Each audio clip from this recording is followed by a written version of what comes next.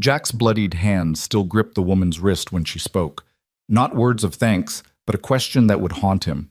Why would someone like you risk everything for me? Minutes ago, he'd torn metal with bare fingers to pull her from death's grip beneath that boulder. Now, as cameras flashed and sirens wailed through the mountain storm, her disbelief cut deeper than any wound. He'd saved her life. She couldn't see past his work boots. But before you hear how one moment rewrote both their destinies, drop a comment with your city below. I want to see how far Jack's story travels. Now, let's go back to where it all began. The rain had started 3 hours before Jack's shift ended, turning the mountain pass into a treacherous ribbon of mud and broken asphalt. Most drivers knew better than to take Route 47 during storm season, but Jack didn't have the luxury of most drivers. His 12-year-old pickup truck, held together by rust and prayer, couldn't handle the interstate's steep tolls, and his daughter Emma needed her medication before the pharmacy closed at 9. So there he was, knuckles white on the steering wheel, work boots still caked with concrete dust from the construction site, squinting through wipers that squeaked their protest against the deluge. The radio crackled with static and warnings about mudslides, but Jack had heard it all before. 23 years in this mountain town had taught him to read the hills like other men read newspapers.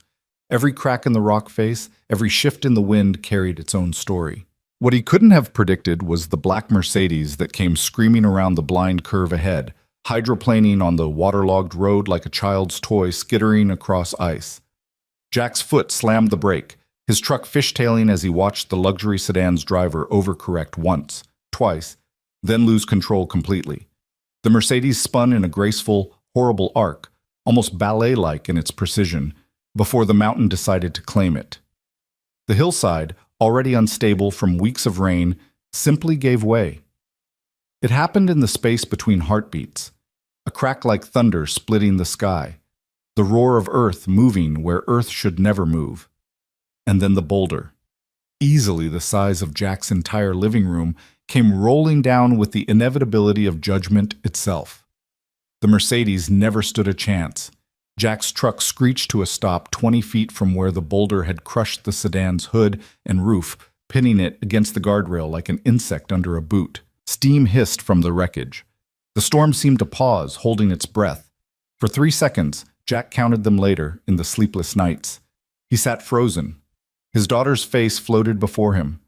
Emma, waiting at home, probably curled up with that astronomy book she'd read 17 times, checking the clock every few minutes. Emma, who'd already lost her mother to cancer 5 years ago and couldn't afford to lose her father too. The smart thing would have been to call 911 and wait. Let the professionals handle it. Jack had no training, no equipment, nothing but a first aid kit that was mostly Band-Aids and expired aspirin. The hillside above groaned ominously, threatening to send more of itself sliding down. But then he saw the hand. Pale fingers pressed against the spiderwebbed window, streaked with blood, trembling, moving. Someone was alive in there. Jack's body made the decision before his mind caught up. He was out of the truck, rain immediately soaking through his flannel shirt, boots slipping on the mud-slicked pavement. The scene resolved into sharp focus as he ran. The boulder had struck the Mercedes at an angle, crushing the hood and roof, but leaving a narrow space where the cabin might still be intact. Might be. "Hold on!" His voice barely carried over the storm. "I'm coming!" Up close, the devastation was worse. The boulder had driven the sedan halfway through the guardrail, leaving it suspended over a ravine that dropped 200 feet into darkness. Every movement could send it over. The metal frame had buckled inward, creating a maze of jagged edges that looked like the mouth of some mechanical beast. Jack circled the wreckage, rain streaming down his face, looking for a way in. The driver's door was pinned against the boulder. The passenger side hung over the void. The back doors were crushed beyond use. Only the rear passenger window showed any promise, cracked but not shattered, still in its frame. He grabbed a rock and slammed it against the window. Once, twice. The third blow sent cracks spiderwebbing further, but the safety glass held. Jack's knuckles were bleeding now, leaving pink trails in the rain. "Please!" The voice from inside was female, young, desperate. "Please, I can't. The water's rising." Jack's blood went cold. He dropped to his knees in the mud, peering under the wreckage. She was right. A ruptured water main or broken stream, he couldn't tell which, was flooding the ravine below, and water was already pooling inside the compressed cabin. In this storm, it would fill fast. "What's your name?" Jack shouted, trying to keep his voice steady as he searched for anything useful. His hands found a tire iron in the mud, probably thrown from someone's trunk in an earlier accident. "Sarah," came the reply, thick with tears and terror. "Sarah Chen, please, I can't feel my legs." Jack wedged the tire iron under the window frame and pulled. His shoulders screamed. The metal groaned. Nothing moved. "Sarah, I'm Jack. I need you to stay calm, okay? Talk to me. Are you hurt anywhere else?" "My head. I think I'm bleeding. Everything's spinning. Oh God, the water." "Don't look at the water. Look at me." Jack repositioned the tire iron, found better leverage. "What were you doing out here in this storm?" "Board meeting. Had to get to the city. The presentation." Her words tumbled out in gasps. "My company. I can't die before the merger goes through." Board meeting. Company. Merger. The words barely registered as Jack threw his full weight against the tire iron. The window frame shifted half an inch, then another. The glass suddenly gave way, exploding outward in a shower of crystalline rain. Jack didn't hesitate. He cleared the remaining shards with his jacket-wrapped hand and thrust his upper body through the opening. The interior of the Mercedes looked like something from a nightmare. The roof had collapsed to within inches of the seats, the dashboard was caved in, and Sarah Chen was trapped in the driver's seat, pinned by the steering column across her lap. But it was her face that stopped Jack's heart. Even streaked with blood and mascara, even pale with shock and terror, she was the most beautiful woman he'd ever seen. Mid-30s maybe, with sharp cheekbones and dark eyes that held intelligence and fear in equal measure. Her black blouse, silk, expensive, now torn and soaked, clung to her frame. Diamond earrings caught the faint light from his truck's headlights. This wasn't just any driver. This was someone important, someone with money. Someone from a world so far removed from Jack's existence they might as well have been from different planets. "Sarah," he said, forcing his voice to stay calm, "I'm going to get you out. But I need to check something first." He reached down, touching her legs gently. She flinched. "Can you feel that?" I don't know. Maybe? It's numb. Everything's numb." Could be shock, could be spinal damage. Jack's construction site first aid training screamed at him not to move her, but the water pooling around her feet screamed louder. "The steering column's got you pinned. I'm going to try to lift it. When I do, you pull yourself toward me. Understand?" "I can't. I'm not strong enough." "Yes, you are." Jack locked eyes with her. "My daughter's 12. Emma. Every day she faces things she thinks she can't do. Every day she does them anyway. You're going to do the same." Something flickered in Sarah's eyes. Maybe hope, maybe just desperation. But she nodded. Jack braced his feet against the center console, gripped the steering column with both hands, and pulled. The metal was slick with rain and blood. His own, he realized distantly. The column didn't budge. Above them, the hillside groaned. A cascade of small rocks pattered against the boulder. "It's coming down again," Sarah's voice climbed toward panic. "Not yet." Jack repositioned, found a better angle. His back muscles bunched. Every hour of swinging hammers, hauling concrete, working double shifts to keep Emma in school. It all came down to this moment. "Not yet." He pulled again, and this time something gave. The steering column shifted upward an inch. 2 inches. "Now, pull yourself toward me." Sarah grabbed his shoulders, her fingers digging into his flannel shirt with desperate strength. She pulled, he pulled, and for a moment they were locked in a strange dance, their faces inches apart, her blood mixing with the rain on his cheeks. "I'm stuck. My foot." Jack looked down. Her ankle was caught in the twisted metal beneath the seat. No time for finesse. He yanked hard, heard her cry out in pain, and suddenly she was moving, sliding across the collapsed console toward him. The car shifted. The groan of metal on rock filled the world. The Mercedes tilted forward, the front end dipping toward the ravine. Jack threw himself backward through the window. Sarah clutched against his chest. as the entire wreckage began its final descent. They hit the mud together, rolling, Jack's arms wrapped around her head to protect it.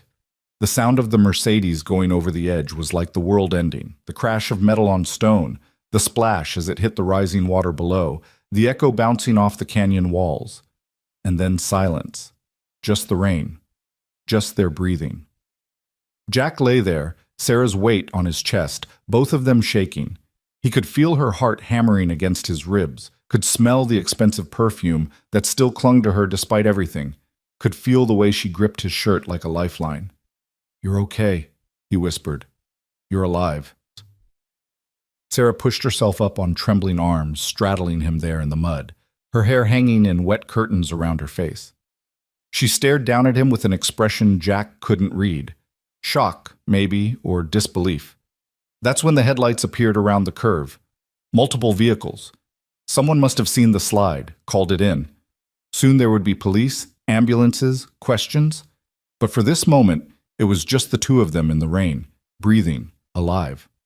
Sarah opened her mouth. Jack waited for the words he'd heard in the movies, the tearful gratitude, the recognition that he'd just saved her life. Instead, she said, "Who are you?" "Jack Thornton. I work construction. I was driving home." She looked at him, really looked, taking in the work boots, the flannel, the concrete dust still visible on his jeans where the rain hadn't reached. Her eyes moved to his truck, ancient and rusting, so different from her Mercedes now resting at the bottom of the ravine. "You saved me." Her voice was flat, processing. "Yeah." "Why?" The question hit him like a physical blow. "Why?" "Because you needed help, because I couldn't just—" "No." She cut him off, and there was something in her voice now, something that made Jack's stomach drop. "Why would someone like you risk everything for me?" The words hung between them, sharp as the glass still glittering in the mud. Someone like you. Not gratitude, not relief, but something else entirely. Surprise, maybe even suspicion, that someone from his world would dare enter hers, even to save a life. Jack's hands, still resting on her waist to steady her, went numb. The rain suddenly felt colder. The approaching sirens sounded distant, unreal. "I don't—" He struggled for words. "I don't understand what you're asking." Sarah's expression shifted, and for a moment Jack saw something that might have been shame flicker across her features. But before she could respond, the first police cruiser skidded to a stop beside them, lights painting them both in alternating red and blue. "Everyone stay where you are," the officer's voice cut through the storm. "Is anyone hurt?" Jack helped Sarah stand, or tried to. Her ankle gave out and she stumbled against him. He caught her automatically, his arm around her waist, and felt her stiffen at the contact. "She needs medical attention," Jack called out. "Possible head injury, definitely her ankle, maybe her back." "Sir, step away from the victim, please." Victim. The word created distance where none had existed seconds before. Jack released Sarah, stepping back as paramedics rushed forward with a stretcher and blankets. Someone wrapped one around Sarah's shoulders. Someone else was trying to guide Jack toward an ambulance. "I'm fine," he said automatically. "I need to get home. My daughter—" "Sir, your hands are bleeding pretty badly. We need to check you out." Jack looked down and, for the first time, really saw the damage. His knuckles were torn open, probably needed stitches. His palms were lacerated from the glass. Blood dripped steadily onto the pavement, washing away in pink swirls. But all he could think about was Emma, home alone, waiting. "Really, I need to—" "Jack!" Sarah's voice cut through the chaos. She was on the stretcher now, paramedics checking her vitals, but her eyes were locked on his. "Stay, please, we need to talk." The lead paramedic shook his head. "Ma'am, we need to get you to the hospital. You've suffered significant trauma." "I know." Sarah never broke eye contact with Jack. "But not yet, not until—" Another groan from the hillside, louder this time. Everyone froze. The officer's radio crackled with urgent voices. "Everyone back to the vehicles! Now! The whole slope is going!" Chaos erupted. Paramedics grabbed the stretcher. Officers started herding people toward their cars. Someone grabbed Jack's arm, pulling him toward safety. He resisted, still looking at Sarah being loaded into the ambulance. Their eyes met one more time across the confusion and rain, and he saw her mouth move, forming words he couldn't hear over the noise. Then the hillside gave way. It wasn't like the Boulder. This was the whole mountain deciding to relocate, a wall of mud and rock and water that swept down over the road like God's own hand. Jack felt himself lifted, thrown, tumbling through space and debris. His last coherent thought was of Emma. Then darkness. Jack woke to the steady beep of hospital monitors and the chemical smell of disinfectant. His head felt like it had been split open and inexpertly glued back together. Every muscle screamed. His mouth tasted of copper and dirt. "Dad!" Emma's voice pulled him fully conscious. She was there, in a chair beside the bed, her face pale and streaked with tears. Her auburn hair, so like her mother's, was pulled back in a messy ponytail, and she wore her favorite astronomy sweater, the one with the constellation patterns. "Hey, kiddo." Jack's voice came out as a croak. "Sorry I'm late." She laughed, a sound halfway between relief and hysteria, and grabbed his hand. "You've been unconscious for 6 hours. The hospital called Mrs. Chen from next door. She stayed with me until the police came and brought me here. Dad, they said you were in a mudslide. They said you saved someone's life first. They said, I'm okay." Jack squeezed her hand, even though the movement sent pain shooting up his arm. Just some bumps and bruises. "The doctor said you have a concussion, 3 cracked ribs, and they had to put 27 stitches in your hands." Emma's voice cracked. "Dad, you could have died." "But I didn't." Jack tried to sit up, failed, settled for turning his head to look at her properly. "How'd you get your medicine?" "Mrs. Chen went to the pharmacy." "Dad, seriously? You're worried about my prescription right now?" "Always worried about you, Em. It's my job." A knock at the door interrupted them. A woman in a business suit entered, expensive cut, designer heels, the kind of person who looked like she'd never been in a hospital room that wasn't private. She carried a tablet and had the practiced smile of someone who dealt with PR crises for a living. "Mr. Thornton? I'm Linda Martinez, Director of Communications for Chen Enterprises. I wanted to speak with you about tonight's incident." Jack's still foggy brain struggled to connect the dots. "Chen? Like Sarah Chen? Ms. Chen is our CEO, yes. She's recovering well thanks to your heroic actions. We'd like to discuss—" "Is she okay?" Jack interrupted. "Her ankle, her head. Did they check her spine?" Linda's professional mask slipped for just a moment, revealing surprise. Yes, she's fine. Remarkably so. Minor concussion, sprained ankle, some bruising. The doctors say she's incredibly fortunate." "Can I see her?" "Dad," Emma cut in, "you can barely sit up." "Mr. Thornton, that's actually why I'm here." Linda's smile returned, sharper now. "Ms. Chen is eager to thank you properly. Chen Enterprises would like to offer you a token of our appreciation. We were thinking a monetary reward, perhaps." "I don't want money." The words came out harder than Jack intended. Linda blinked. "I'm sorry?" "I don't want a reward. I just want to know she's okay, that's all." Linda exchanged a glance with someone in the hallway, probably a lawyer, Jack figured. Everything about this woman screamed corporate machinery, the kind that ground up guys like him for sport. "Mr. Thornton, I understand you may feel uncomfortable accepting compensation, but Chen Enterprises insists. Perhaps we could discuss a college fund for your daughter." "Emma, is it?" Jack's jaw tightened. They'd done their homework fast, knew his name, his daughter's name, probably his bank account balance and credit score too. "Thank you, but no, I don't need anything from Chen Enterprises." "Dad," Emma whispered, "maybe you should—" "No, Em." Jack kept his eyes on Linda. "Tell Ms. Chen I hope she feels better. That's all." Linda's smile finally dropped entirely. "Mr. Thornton, you don't understand. Ms. Chen's vehicle was carrying proprietary documents related to a multi-billion-dollar merger. If those documents had fallen into the wrong hands, or if Ms. Chen herself had been seriously injured, the consequences would have been catastrophic. You didn't just save a life tonight, you saved an empire. We need to compensate you appropriately." "I saved a person," Jack said quietly. "That's all. Just a person who needed help." For a long moment, Linda just stared at him. Then she nodded slowly, pulling a business card from her pocket and setting it on the bedside table. "If you change your mind, Mr. Thornton, the offer stands. She left, heels clicking on the linoleum. Emma waited until the door closed before exploding. Dad, do you have any idea what she was offering?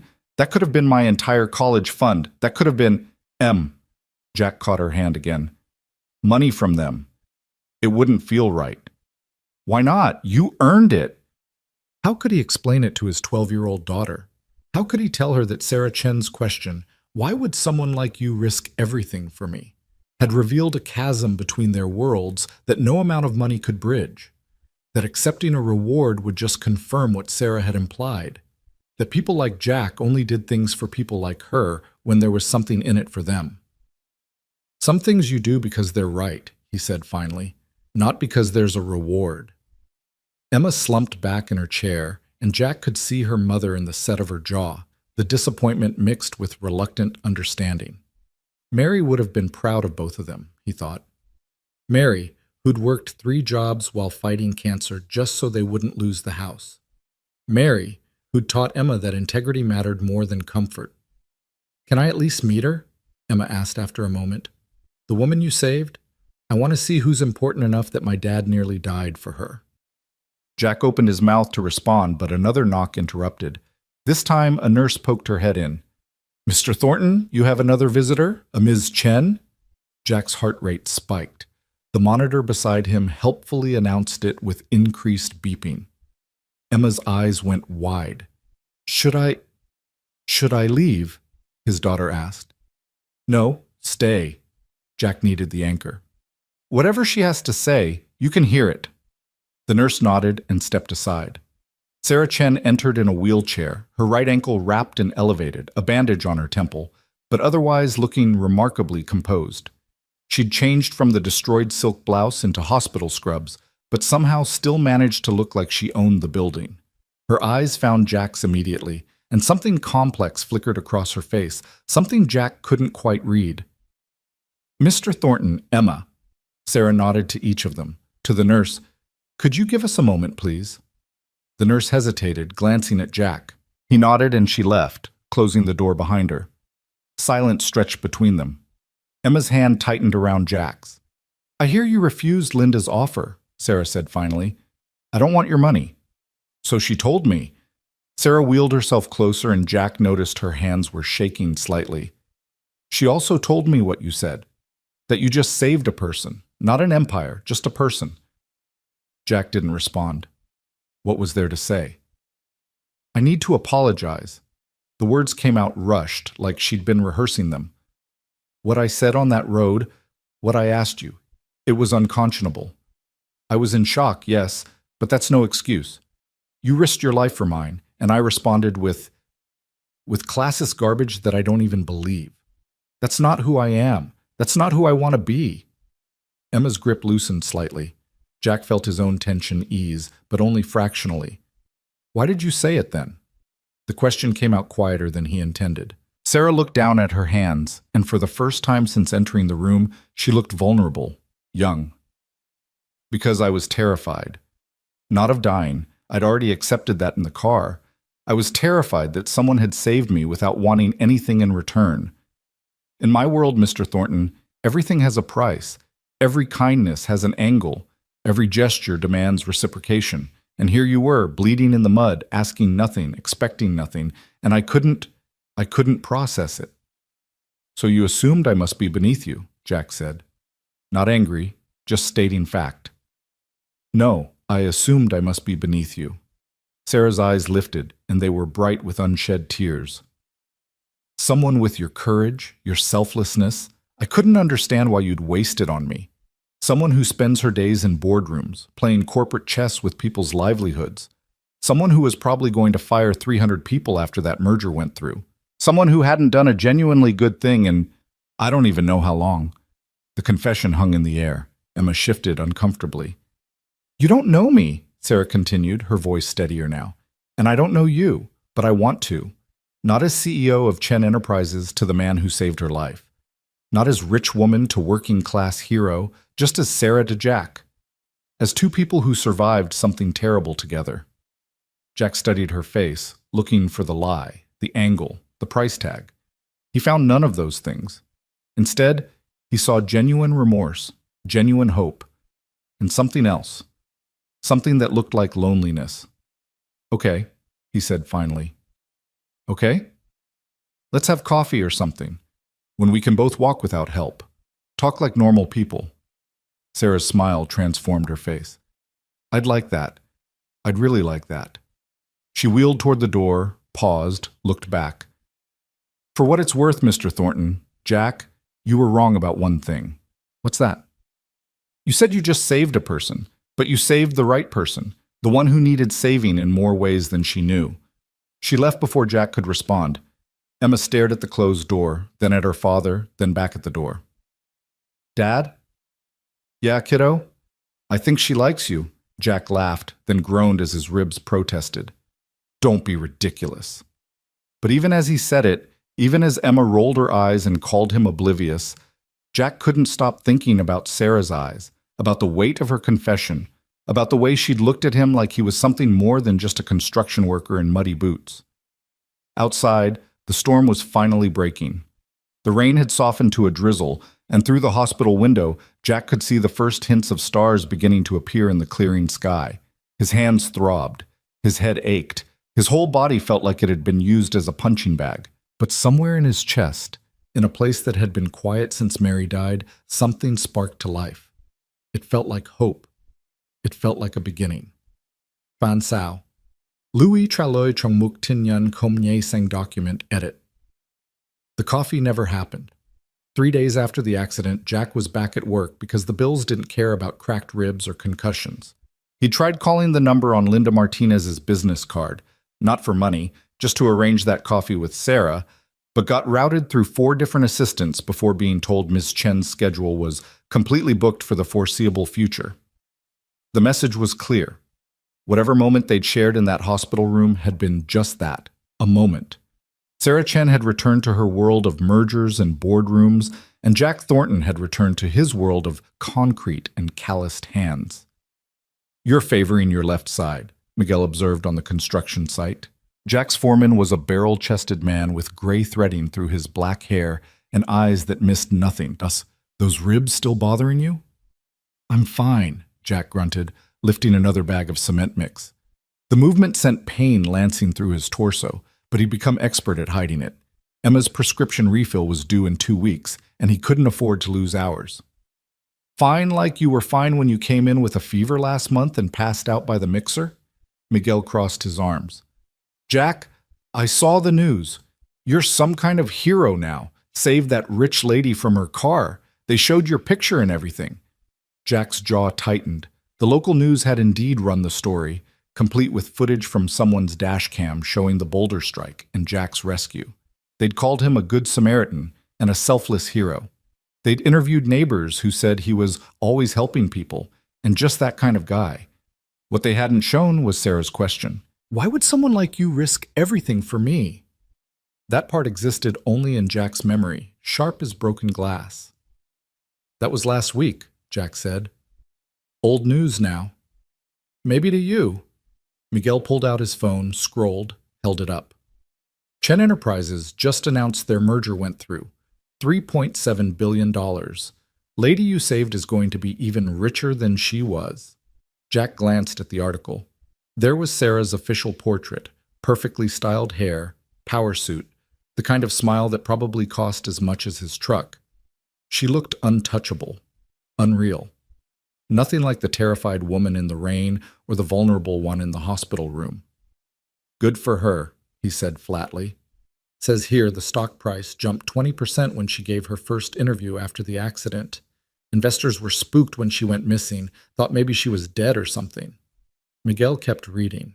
She thanked her rescuer, that's you, said you were a reminder that heroes come from unexpected places. That's nice, right? Public recognition? Heroes come from unexpected places. The phrase sounded hollow, like something written by a PR team. Probably was. Miguel, I got work to do. His foreman studied him for a long moment, then sighed. Suit yourself, but Jack, take it easy today. You're no good to anyone if you collapse. The morning crawled by. Jack poured footings, mixed concrete, tried to lose himself in the familiar rhythm of physical labor. But his mind kept drifting back to the hospital, to Sarah's confession, to the promise of coffee and conversation that had evaporated like morning mist. At lunch, sitting alone in his truck because the other guy's chatter grated on his nerves, Jack's phone buzzed. Unknown number. He almost didn't answer. Probably a spam call about his car's extended warranty or some credit card offer, but something made him swipe to accept. Thornton? A woman's voice, crisp and professional. This is Rebecca Park, executive assistant to Sarah Chen. Ms. Chen would like to invite you to dinner tonight at Celestine, 7 o'clock. A car will pick you up at 6:30. Jack sat up so fast his ribs screamed protest. What? I thought your office said she was booked. Ms. Chen's schedule has been rearranged. Will you be available? Celestine. Even Jack knew that name, the kind of restaurant where people wore suits that cost more than his monthly rent, where the menu probably didn't list prices because if you had to ask, you couldn't afford it. I don't think that's a good idea, Jack heard himself say. I wouldn't fit in there. Ms. Chen specifically requested somewhere nice. She wants to thank you properly. There it was again. Thank you. As if this was still about gratitude, about obligation, about the debt Sarah felt she owed, not about two people wanting to know each other. Tell Ms. Chen thanks, but I can't make it. Jack's finger hovered over the end call button. Mr. Thornton, wait, please. Rebecca's professional veneer cracked slightly. Between you and me, she's been impossible all week, distracted, snapping at people, staring out windows. Then this morning she came in and moved mountains to clear tonight. I've worked for her 4 years and I've never seen her do that for anyone. So maybe just consider it? Jack closed his eyes, saw Sarah in her wheelchair, hands shaking, confessing her loneliness. Saw the hope in her expression when he'd agreed to coffee. Not Celestine, he said. There's a diner on 5th and Morrison. Mel's place. 6:30. Tell her to come herself, no car service. Silence on the other end. Then, I'll relay the message. The call ended. Jack sat there, heart hammering, wondering what the hell he'd just done. A woman like Sarah Chen didn't go to places like Mel's. She probably hadn't been inside a diner in her entire life. His phone buzzed again immediately. A text from the same number. She says yes. See you tonight. Jack stared at the words until his screen went dark. The afternoon shift was torture. Every minute dragged. Jack caught himself checking his watch repeatedly, mentally calculating how long he'd need to shower, whether he had any clothes that weren't stained with paint or concrete dust, whether Emma would be okay with Mrs. Chen from next door for a few hours. You got a date or something? One of the younger workers, Tommy, asked when he caught Jack checking his phone for the 3rd time in 10 minutes. No, maybe. None of your business. Tommy grinned. It's that rich lady, isn't it? The one from the news? Drop it, Tommy. Man, if I saved a billionaire's life, I'd be cashing in. New truck, new house, maybe a boat? I said drop it. Jack's voice came out harder than intended. The site went quiet. Even Miguel looked up from his paperwork. Tommy raised his hands. Okay. Touchy subject. Got it. Jack forced himself to focus on the work, but the damage was done. Everyone was looking at him differently now, like he was either an idiot for not taking Chen Enterprises' money, or a saint, or maybe both. He hated it. Hated being the center of attention, hated the speculation, hated how a single moment of doing the right thing had somehow become this complicated. At 4 o'clock, Miguel pulled him aside. Go home. Shift doesn't end until 5. I know what time shift ends. I'm telling you to go home. Shower, change, do whatever you need to do. Miguel's expression softened. And Jack? Whether this is a date or just dinner, take the chance. Life's too short to let fear make your decisions. Jack wanted to argue, but Miguel was right. About all of it. He clocked out, drove home, and found Emma doing homework at the kitchen table. She looked up when he entered, eyebrows rising. You're home early. Something wrong? I've got dinner plans. Need you to stay with Mrs. Chen for a few hours. Emma's eyes went wide. Dinner plans? With who? Jack busied himself pulling clothes from his closet. Just someone. Dad, is it her, the CEO lady? He turned to find his daughter standing in the doorway, arms crossed, looking far too knowing for 12 years old. Her name's Sarah. And yes. Oh my God. Emma's face split into a grin. You have a date with a billionaire. It's not a date, it's just dinner. She wants to talk. Huh. And you're pulling out your good shirt, the one you wore to Mom's funeral, because it's just talking? Jack looked down at the blue button-down in his hands. Emma was right. It was the only shirt he owned without stains or fraying cuffs, the one he saved for parent-teacher conferences and the rare job interview. It's complicated, Em. Because she's rich and you're not? Because we're from different worlds. Emma moved closer, took the shirt from his hands, laid it carefully on the bed. Mom used to say that everyone bleeds the same color. Rich, poor, doesn't matter. What matters is what's in here. She tapped his chest, right over his heart. And you've got the best heart of anyone I know. Jack's throat tightened. When'd you get so smart? I've always been smart. You just don't pay attention. But she was smiling. Go shower. You smell like cement. And Dad? Don't sell yourself short, okay? You saved her life. That makes you pretty extraordinary. 45 minutes later, Jack stood outside Mel's place, feeling overdressed in his funeral shirt and least-worn jeans. The diner was a local institution, red vinyl booths, checkered floor, a jukebox in the corner that only played songs from the 70s. Mel himself, a rotund man with a white beard, waved from behind the counter. Jackie, haven't seen you in a while. Heard you're some kind of hero now. Not a hero, Mel. Just did what anyone would do. That's not what the TV says, Mel winked. Your usual table? Before Jack could answer, a sleek black sedan pulled up to the curb. Not the limousine or town car he'd expected, but still clearly expensive. The driver got out, opened the rear door, and Sarah Chen emerged. Jack's breath caught. She wasn't wearing a power suit or designer dress. Instead, she had on dark jeans, a simple cream-colored sweater, and flats. Her hair was down, loose around her shoulders, and she wore minimal makeup. She looked younger, more approachable, almost nervous. Their eyes met across the sidewalk. Sarah's lips curved into a tentative smile. You came, Jack said. You doubted I would? Little bit, yeah. Sarah laughed, a real laugh, not the polished sound he'd heard in her interview clips. I deserve that. Can we start over? Hi, I'm Sarah. I'm terrible at taking advice from doctors, worse at following up on promises, but I'm trying to be better. Jack felt his own smile forming.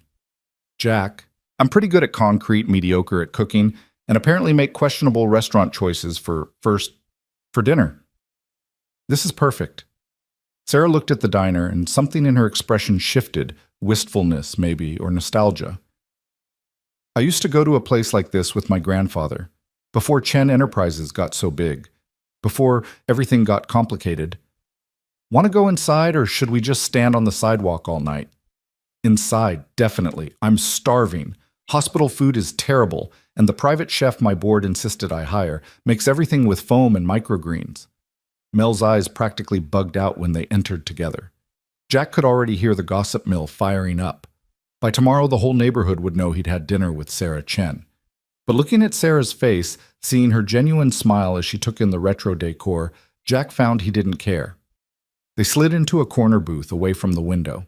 Mel brought menus and water, his professional veneer slipping only slightly when he gawked at Sarah. Evening, miss. Welcome to Mel's. Can I start you folks with some coffee? Please, Sarah said. Black, no sugar. Same, Jack added. Mel hustled away, probably to text his wife about the billionaire CEO in his diner. Sarah picked up the laminated menu, studying it with the same intensity she probably gave quarterly reports. The meatloaf's good, Jack offered. Mel's specialty. Or the chicken fried steak if you're really hungry. When's the last time you were here? 2 weeks ago. Emma and I come every month when I get paid. It's our tradition. Sarah set down the menu. Emma seems like an amazing kid. She is. Smarter than me by a mile. Wants to be an astrophysicist, reads those thick astronomy books like they're comic books. Must be hard raising her alone. Her mom made it look easy. I'm just trying not to screw it up too badly. Jack fiddled with his napkin. What about you? Family? Parents died when I was 23. Car accident. My grandfather started Chen Enterprises, built it from nothing. When he got sick, it fell to me. I was 25, barely out of business school, suddenly running a multi-million-dollar company. Sarah's fingers traced patterns on the table. No siblings, no spouse, just me and 1,000 employees depending on me not to fail. That's a lot of weight. Yeah, it is. She looked up, met his eyes. That night on the mountain, in the car, I wasn't just afraid of dying. I was afraid of what would happen to everyone else if I did. The merger, the employees, the investors. It's like I'm not even a person anymore. Just a linchpin holding everything together. Mel returned with coffee and took their orders. Meatloaf for Jack, the chicken fried steak for Sarah, which made Jack smile. They fell into silence as Mel left, both sipping their coffee. I Googled you, Sarah admitted. After the hospital. Hope that's not creepy. Find anything interesting? Not much. No social media. A few mentions in local news. You organized a fundraiser for a coworker whose house burned down. Coached Emma's Science Bowl team to regionals. Volunteer at the community center teaching basic carpentry. Sarah tilted her head. You're kind of disgustingly decent, you know that? Jack felt heat creep up his neck. I just do what needs doing. That's exactly what I mean. Most people say that and don't follow through. You actually mean it. She leaned forward. Want to know what scared me most about you that night? What? That you were real. That people like you actually exist, because if they do, it means I've spent 15 years becoming something I don't recognize. Playing corporate games, making decisions based on spreadsheets instead of people, forgetting that every number represents someone's life. Her voice dropped. You reminded me what I'd lost, what I'd traded away for success. Jack didn't know what to say to that. The weight of her confession pressed against his chest, mixing with his own uncertainties. I'm not some paragon, he finally said. I get angry. I make mistakes. Last month I yelled at Emma for spending her birthday money on a book instead of saving it because I was stressed about bills. I felt like shit for days. But you apologized, right? Of course. See? Decent. Sarah smiled, but it was sad around the edges. I fired a department head last year for missing quarterly projections. Found out later his daughter had leukemia. He was distracted, understandably. I didn't even ask why his performance had slipped, just cut him loose. Did you make it right? I tried. Offered him his job back, paid for his daughter's treatment, but the look in his eyes when he came back, like he couldn't trust me anymore. Like he was just waiting for the next axe to fall. She stared into her coffee. Money can't fix everything, turns out. Their food arrived, interrupting the heavy moment. Sarah looked at her plate. Chicken fried steak swimming in gravy, mashed potatoes, green beans that had definitely come from a can, and laughed. I haven't eaten anything like this in years. Too pedestrian for a CEO? Too real for the person I've been pretending to be. She picked up her fork, cut into the steak, took a bite. Her eyes closed.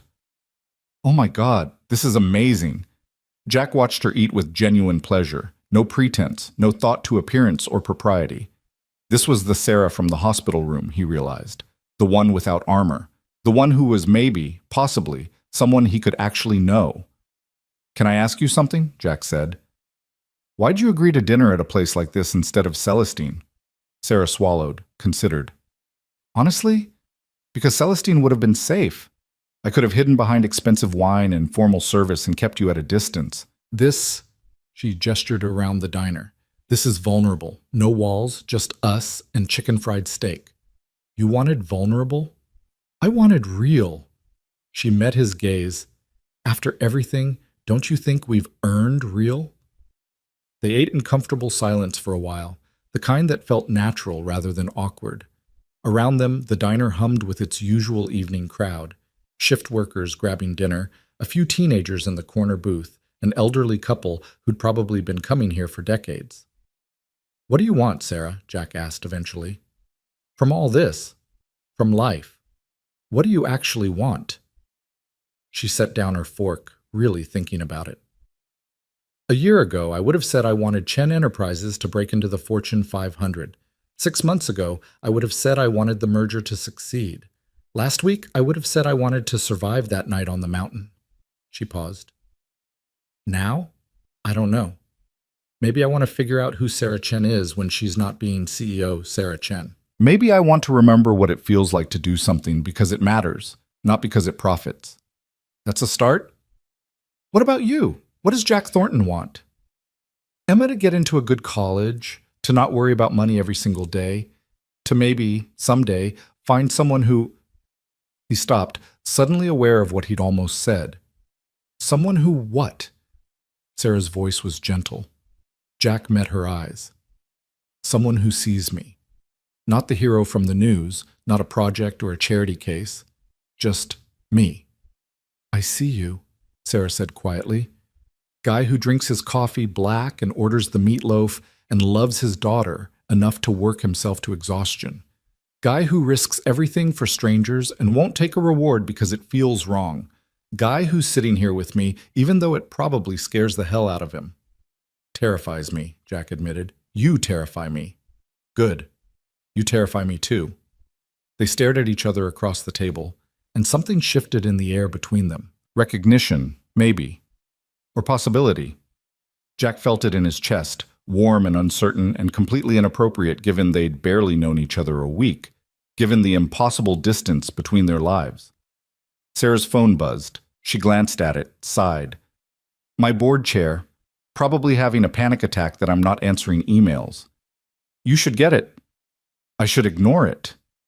But even as she said it, the phone buzzed again. And again. Sarah's jaw tightened. I'm sorry. This merger created a lot of nervous energy. Everyone wants reassurance that I'm still focused, still committed. Are you? The question hung between them. Sarah looked at her phone, then at Jack, then back at the phone. I don't know, she whispered, and that's terrifying too. She answered the call, stepping outside for privacy. Through the window, Jack watched her pace, her free hand gesturing as she talked. The easy woman from moments ago disappeared, replaced by CEO Sarah, sharp, commanding, untouchable. Mel refilled Jack's coffee. She seems nice. Not what I expected from a billionaire. She's complicated. The good ones usually are, Mel nodded toward the window.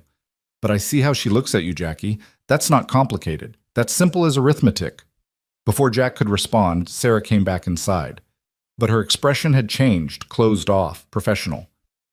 I'm so sorry, she said, already reaching for her purse. There's a situation with the Shanghai office. Conference call in 20 minutes. I have to... Go. I understand. No, this was... I shouldn't have turned my phone off. Should have known they'd need me. She threw cash on the table, way too much for the meal. Can we do this again? Soon? Sure, Jack tried to keep the disappointment from his voice. Yeah, of course. Sarah hesitated, like she wanted to say something else. Then she leaned down, quickly pressed her lips to his cheek, and fled. Jack sat there, skin tingling where she'd kissed him, watching her sedan pull away. The warmth from moments ago had evaporated, replaced by the cold reality of their situations. She was a CEO with a billion-dollar empire demanding her attention. He was a construction worker who had to be up at 5 a.m. Whatever this was, it couldn't work. The universe wouldn't allow it. But when Jack touched his cheek, he could still feel the ghost of her lips, still smell her perfume. And despite everything rational, despite all the reasons this was impossible, hope stubbornly refused to die. His phone buzzed, a text from an unknown number. I meant what I said. I see you. Sarah. Then another. And I'm not giving up on this. On us. Whatever this is. Jack stared at the messages, something fierce and bright blooming in his chest. He typed back, Me neither. The response came immediately. Good. Because you're stuck with me now, Jack Thornton. Fair warning. He smiled, shaking his head. Mel was right. The good ones were always complicated. The next few days fell into a strange pattern. Sarah would text at odd hours. 3 a.m. when she couldn't sleep before a board meeting, lunchtime when she had a spare moment, late evening after conference calls with Asia. Nothing profound, just fragments of her day. The VP of Operations microwaved fish in the break room. Thought you should know the depths of corporate suffering. Or, remembered something my grandfather used to say, money measures success, but character measures worth. Think he'd like you. Jack would respond between work breaks, usually with something simple. Emma aced her physics test. She's insufferable when she's right. Or, Miguel says if I check my phone one more time, I'm going to fall in a foundation trench. It was nothing. It was everything. But they couldn't seem to coordinate schedules for another dinner. Sarah had the merger integration. Jack had double shifts to cover Emma's upcoming school trip. Every time they made plans, something intervened. A crisis at Chen Enterprises, an emergency at the construction site, Emma getting sick with the flu. 2 weeks after their dinner at Mel's, Jack was up on scaffolding when his phone rang. Sarah's name on the screen. "Hang on," he told her, climbing down carefully. His ribs had finally healed enough that the movement didn't make him wince. "Okay. What's up? What are you doing Saturday?" "Emma's got her science bowl competition. Why?" Silence. Then, "Could I come? To watch?" Jack nearly dropped his phone. "You want to come to a middle school science bowl?" "I want to meet the girl who made you who you are, and maybe watch brilliant kids be brilliant. It's been a while since I've seen people compete for something other than profit margins." "Sarah, it's at a public school cafeteria. There'll be bad coffee and folding chairs and really intense parents." "Sounds perfect. Text me the address?" Before Jack could argue, she'd hung up. Miguel was grinning at him when he turned around. "Let me guess. Dinner plans?" "Science bowl." "Even better. You're introducing her to Emma. That's serious, man." "It's not. We're not." Jack struggled for words. "It's complicated." Yeah, keep telling yourself that." Saturday arrived cold and clear. Jack got to Lincoln Middle School early, helped Emma and her team set up in their designated area. She was vibrating with nervous energy, color high in her cheeks. "You okay, kiddo?" "There's a recruiter here from the state competition. Ms. Peterson says if we place top 3, we might get invited." Emma adjusted her team jersey, a terrible purple thing with Lincoln Lightning emblazoned across the front. "No pressure or anything." "You'll be great, you always are." "Is she coming?" Emma tried for casual and missed by a mile. "Sarah?" "Said she might." "Dad, don't be weird when she gets here." "I'm not weird. You're totally weird. You get this look when you talk about her, like you can't decide if you're happy or terrified." "Both. Definitely both." Emma laughed, then got called away by her teammates. Jack found a seat in the parent section surrounded by people he vaguely recognized from school functions. They nodded to him, some whispering, probably about the news coverage that had finally died down. 10 minutes before the competition started, Sarah arrived. She'd clearly tried to dress down, jeans again, a simple sweater, but everything about her screamed quality. The way she moved, the confidence in her posture, the expensive watch that probably cost more than Jack's truck. Every parent in the cafeteria turned to stare. Sarah found Jack, smiled, navigated the folding chairs to reach him. "Made it. Sorry, traffic was... Is everyone staring at us?" "You're a celebrity. Kind of comes with the territory." "Right. The merger. Forgot about that for a whole 10 minutes. She settled into the chair beside him, close enough that their shoulders touched. "Which one's Emma?" Jack pointed to his daughter, currently deep in consultation with her teammates. "Purple jersey, ponytail." "She looks like you. Same stubborn chin." She'd argue that's a strategic chin, not stubborn. Sarah laughed and several more heads turned. She noticed, her smile faltering. "Should I have stayed away? I don't want to make this harder for you or Emma." "You're here now. Might as well stay." Jack kept his voice light, but he appreciated the consideration. "Besides, Emma would kill me if you left." The competition began, rounds of rapid-fire questions covering everything from physics to literature to world history. Emma's team was sharp, fast on the buzzer, working together with the kind of synchronization that came from months of practice. Jack had seen them compete before, but watching with Sarah beside him added a new dimension. He found himself seeing it through her eyes, the pure joy of learning, the thrill of knowledge for its own sake. No profit motive or corporate strategy, just kids being brilliant because they could be. "They're amazing," Sarah whispered during a break between rounds. "Emma's incredible. She gets it from her mom. Mary was the smart one in our family." Sarah's hand found his, squeezed briefly. I think she gets it from both of you. Intelligence comes in different forms.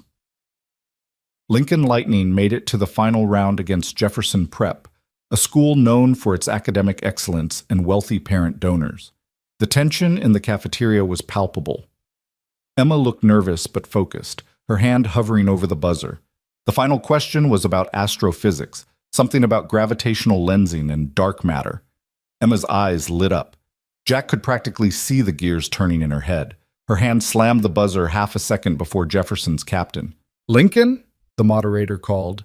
Emma stood, took a breath, and delivered a perfect answer, complete with supporting equations. The moderator's eyebrows rose.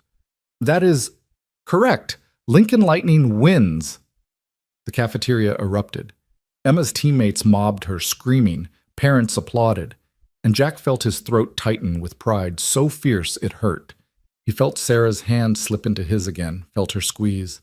When he looked over, she was smiling, but her eyes were bright with unshed tears. "Why are you crying?" he asked softly. "Because that was beautiful. Pure. Everything my world isn't." She wiped her eyes quickly.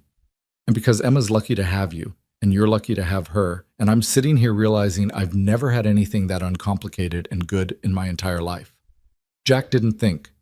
He just pulled her close, let her rest her head against his shoulder for a moment. Around them, parents were gathering their things, kids were celebrating, but in their small bubble, time seemed to slow. "Come meet her," Jack said. "Officially." They made their way through the crowd. Emma saw them coming and her face lit up. Not the competitive fire from the competition, but genuine excitement. "Dad, did you see? We won! State competition, here we come!" "Saw the whole thing. You were perfect." Jack pulled her into a hug, then stepped back. "Emma, this is Sarah. Sarah, my daughter Emma." "The astrophysicist in training," Sarah said, holding out her hand. "That answer about gravitational lensing was remarkable." Emma shook her hand, trying for mature and dignified. "Thanks. I've been reading a lot about dark matter. It's fascinating how something we can't see directly has such a massive impact on everything we can see. Kind of like how certain choices ripple out in ways we never expect," Sarah agreed. Then softer. "Your dad talks about you constantly. I was starting to think you might be a figment of his imagination. You're so accomplished." Emma blushed. "He probably exaggerates." "He doesn't. Trust me." Sarah glanced at Jack, something warm in her expression. "He's your biggest fan." "He's embarrassing is what he is," Emma said, but she was grinning. "But yeah, he's pretty great." One of Emma's teammates called her over. Something about the state competition paperwork. She excused herself, but not before giving Jack a very obvious thumbs up behind Sarah's back. "She's wonderful," Sarah said once Emma was out of earshot. "You should be incredibly proud." Every single day. They stood there amid the chaos of celebrating students and chattering parents, close enough that Jack could smell Sarah's perfume, could see the flecks of gold in her brown eyes. "Jack, Sarah started, then stopped. Tried again. "This thing between us. I know it's complicated.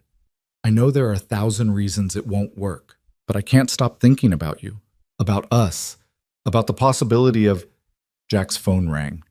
Emma's school. His stomach dropped. "Hold that thought," he answered. "Hello? Mr. Thornton, this is Principal Davies. Nothing to worry about, but we've had a situation. A reporter from Channel 7 just tried to interview Emma about you and Ms. Chen. We've removed them from campus, but I wanted to let you know." Jack's blood went cold. He looked at Sarah, who'd clearly heard enough to understand. "Thank you for handling it. We're leaving now."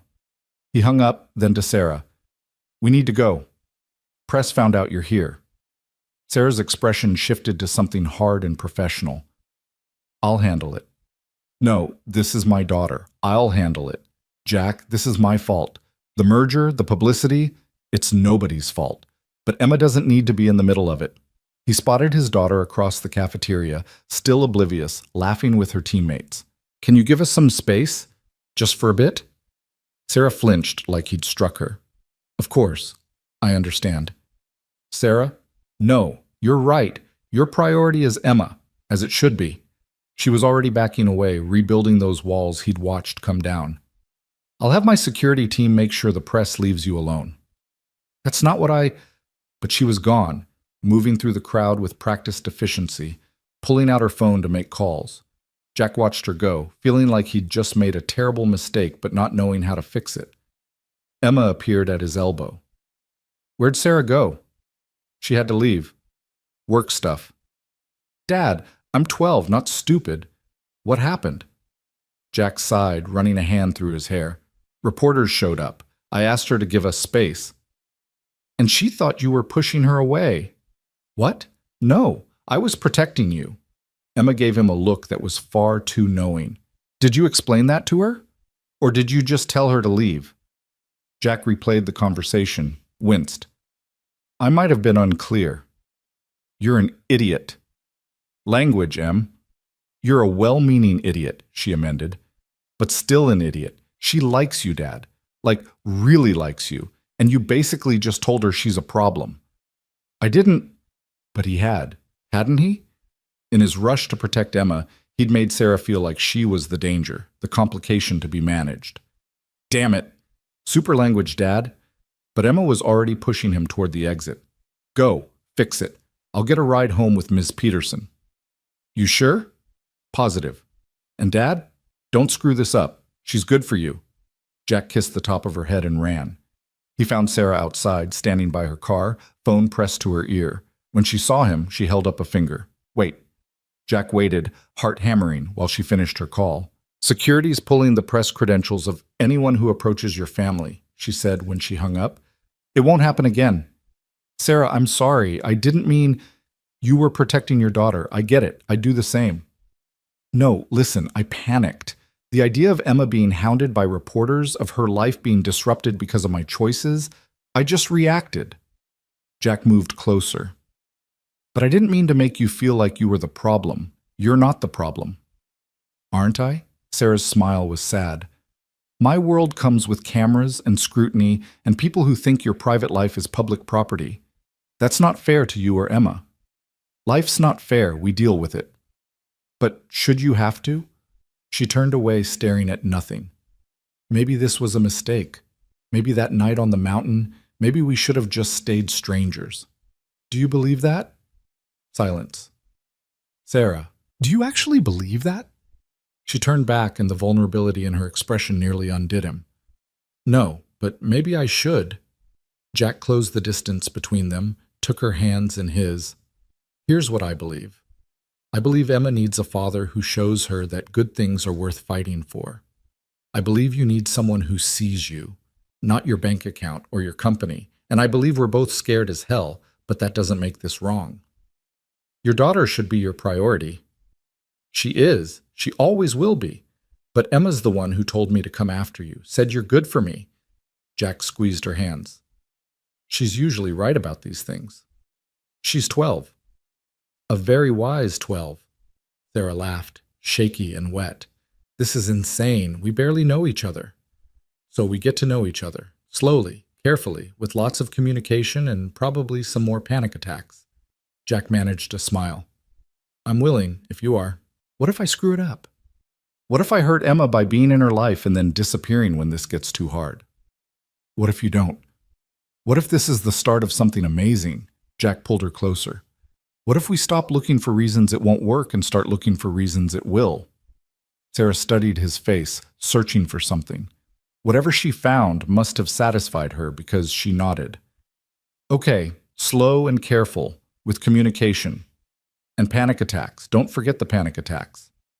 "Those seem inevitable." She smiled, real and warm. "Take me home?" "Where's home?" "Wherever you are, apparently."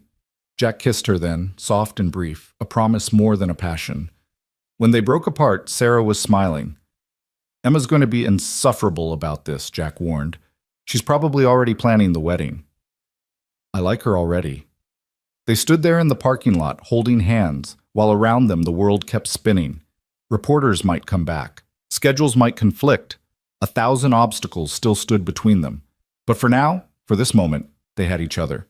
And maybe, just maybe, that was enough. Taking Sarah home turned out to mean Jack's home. Because hers, a penthouse downtown that she admitted she barely spent time in, felt too impersonal for what they both needed.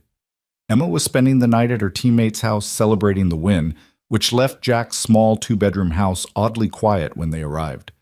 Sarah stood in the living room, taking in the worn couch with its carefully patched armrest, the bookshelf overflowing with Emma's astronomy texts and Jack's collection of westerns, the photos covering every available surface. Most were of Emma, gap-toothed at 6, serious at 10, laughing at her last birthday. But there were older ones too, a blonde woman with Emma's smile appearing in frames that Jack had never been able to put away. "That's Mary," Jack said softly, watching Sarah study a wedding photo. "Emma's mom. She was beautiful." Sarah touched the frame gently. "You must miss her terribly." "Every day. But it's different now, less like drowning, more like an ache that's become part of me." Jack moved to the kitchen, suddenly needing something to do with his hands. "Coffee? Or I've got beer, some wine Emma and I use for cooking." "Jack?" Sarah followed him, caught his hand. "You're nervous." "Terrified, remember? We established that." "We also established we're doing this anyway." She smiled, squeezing his fingers. "So maybe we just sit, talk, be normal people for a while." They ended up on the couch, coffee growing cold on the table between them, as evening darkened into night. Sarah told him about growing up in her grandfather's shadow, about business school where she'd been the youngest in her class, about the terror of taking over Chen Enterprises at 25 when her grandfather's stroke left him unable to lead. "Everyone expected me to fail," she said. "The board, the investors, even some of the employees. This kid with her fancy degree, playing at being CEO. So I worked myself half to death proving them wrong. 90-hour weeks, sleeping in my office, missing holidays, birthdays, everything that wasn't directly related to profit margins and market share." "Did it work?" "I quintupled the company's value in 10 years. We expanded into 6 new markets. That merger everyone's so excited about? It makes Chen Enterprises one of the top tech conglomerates in the country." Sarah's voice was flat, reciting achievements that clearly brought her no joy. "So yeah, it worked. I proved them all wrong, and somewhere along the way I forgot why it mattered." Jack reached out, tucked a strand of hair behind her ear. The gesture was intimate, familiar, like they'd been doing this for years instead of weeks. "What made you remember?" "You." She caught his hand, held it against her cheek. "That night on the mountain. You didn't care about Chen Enterprises or my net worth or any of it. You just saw someone who needed help. It was the first time in 15 years someone looked at me and didn't see dollar signs. I saw a person trapped in a car, scared, human." "Exactly." Sarah turned her face, pressed a kiss to his palm. "You reminded me I'm supposed to be human too." Jack's breath caught. The simple touch of her lips against his skin sent electricity through his entire body. He wanted to pull her closer, wanted to kiss her properly, wanted things he hadn't let himself want since Mary died. But he also wanted to do this right. "Sarah, I need you to understand something." He shifted to face her fully. "I'm not a project, not something you fix to feel better about yourself.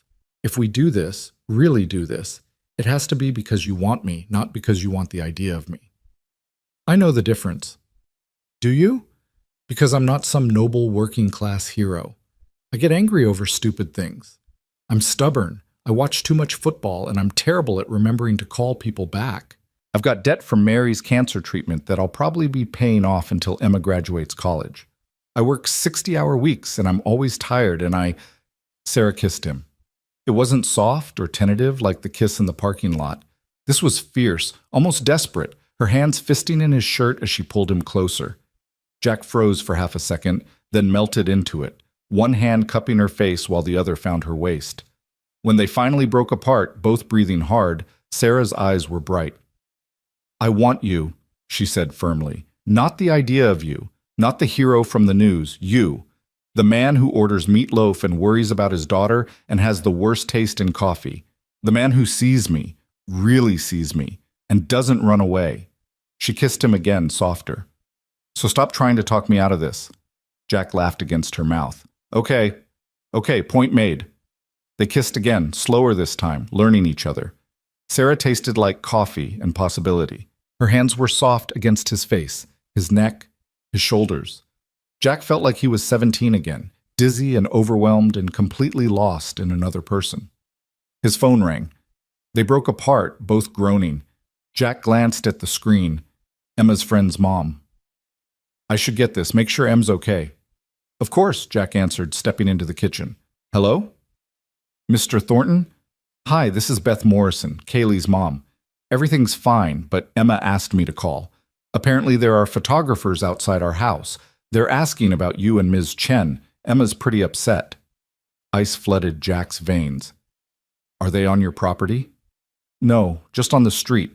But it's making Emma uncomfortable. I can't blame her. It's making me uncomfortable too. I'll be right there. Jack hung up, turned to find Sarah already standing, face pale. The press found her. Yeah. I'll call my security team. They can… No. Jack grabbed his keys. I need to get her. Bring her home where she's safe. Let me come with you, please. This is my fault. Jack wanted to argue, but the plea in Sarah's voice stopped him. Okay, but we do this my way. No security team, no corporate muscle, just us. They made it to the Morrison house in 15 minutes that felt like hours. Sure enough, 3 photographers with professional cameras were camped on the sidewalk, exactly where they couldn't be legally removed. They perked up when Jack's truck appeared, cameras already lifting. Stay in the truck, Jack said. I'll get Emma. Jack, please, trust me. He got out, ignored the cameras flashing, the questions being shouted. Beth Morrison opened the door before he could knock, Emma right behind her, looking furious and scared in equal measure. Dad, they've been here for an hour, asking about Sarah, about you, about whether you're dating. It's okay, kiddo, we're going home. Jack thanked Beth, apologized profusely, then guided Emma toward the truck with one arm around her shoulders. The photographers surged forward. Mr. Thornton, is it true you're in a relationship with Sarah Chen? How long has this been going on? Is she in the truck? Miss Chen, any comment? Jack felt Emma tense, saw her face flush with anger. Before she could say something that would definitely end up online, he squeezed her shoulder. No comment. Please respect my daughter's privacy. But the public has a right to know what… The public has a right to nothing where my kid is concerned. Jack's voice went hard. You want a story? Call Chen Enterprises on Monday. But right now, you're going to step back and let us leave. Something in his tone must have registered, because they actually backed up half a step. Jack got Emma into the truck, only then noticing Sarah had gotten out on the other side, was facing down the photographers with an expression that could freeze lava. Gentlemen, she said coolly, you have exactly 10 seconds to get in your vehicles and leave this neighborhood, or I make a single phone call and ensure none of your outlets get another interview, press release, or advance notice from Chen Enterprises for the next 5 years. I can also have a conversation with your editors about harassment and stalking. Miss Chen, we're on public property. 9 seconds. They left. Sarah got back in the truck and Jack just stared at her. That was terrifying, Emma offered from the back seat. That was so cool. I was going to say impressive, Jack finished. He pulled away from the curb, heading home. Thank you. I meant what I said. They don't get to harass you. Sarah turned in her seat to look at Emma. I'm so sorry. This is exactly what your dad was worried about. It's not your fault reporters are jerks. Emma's voice was steady, but Jack could see her hands shaking slightly. But Dad, is this going to keep happening? Because I can handle a lot of things, but photographers camping outside my friends' houses isn't one of them. It won't happen again, Sarah said before Jack could respond. I promise. I'll make sure of it. How?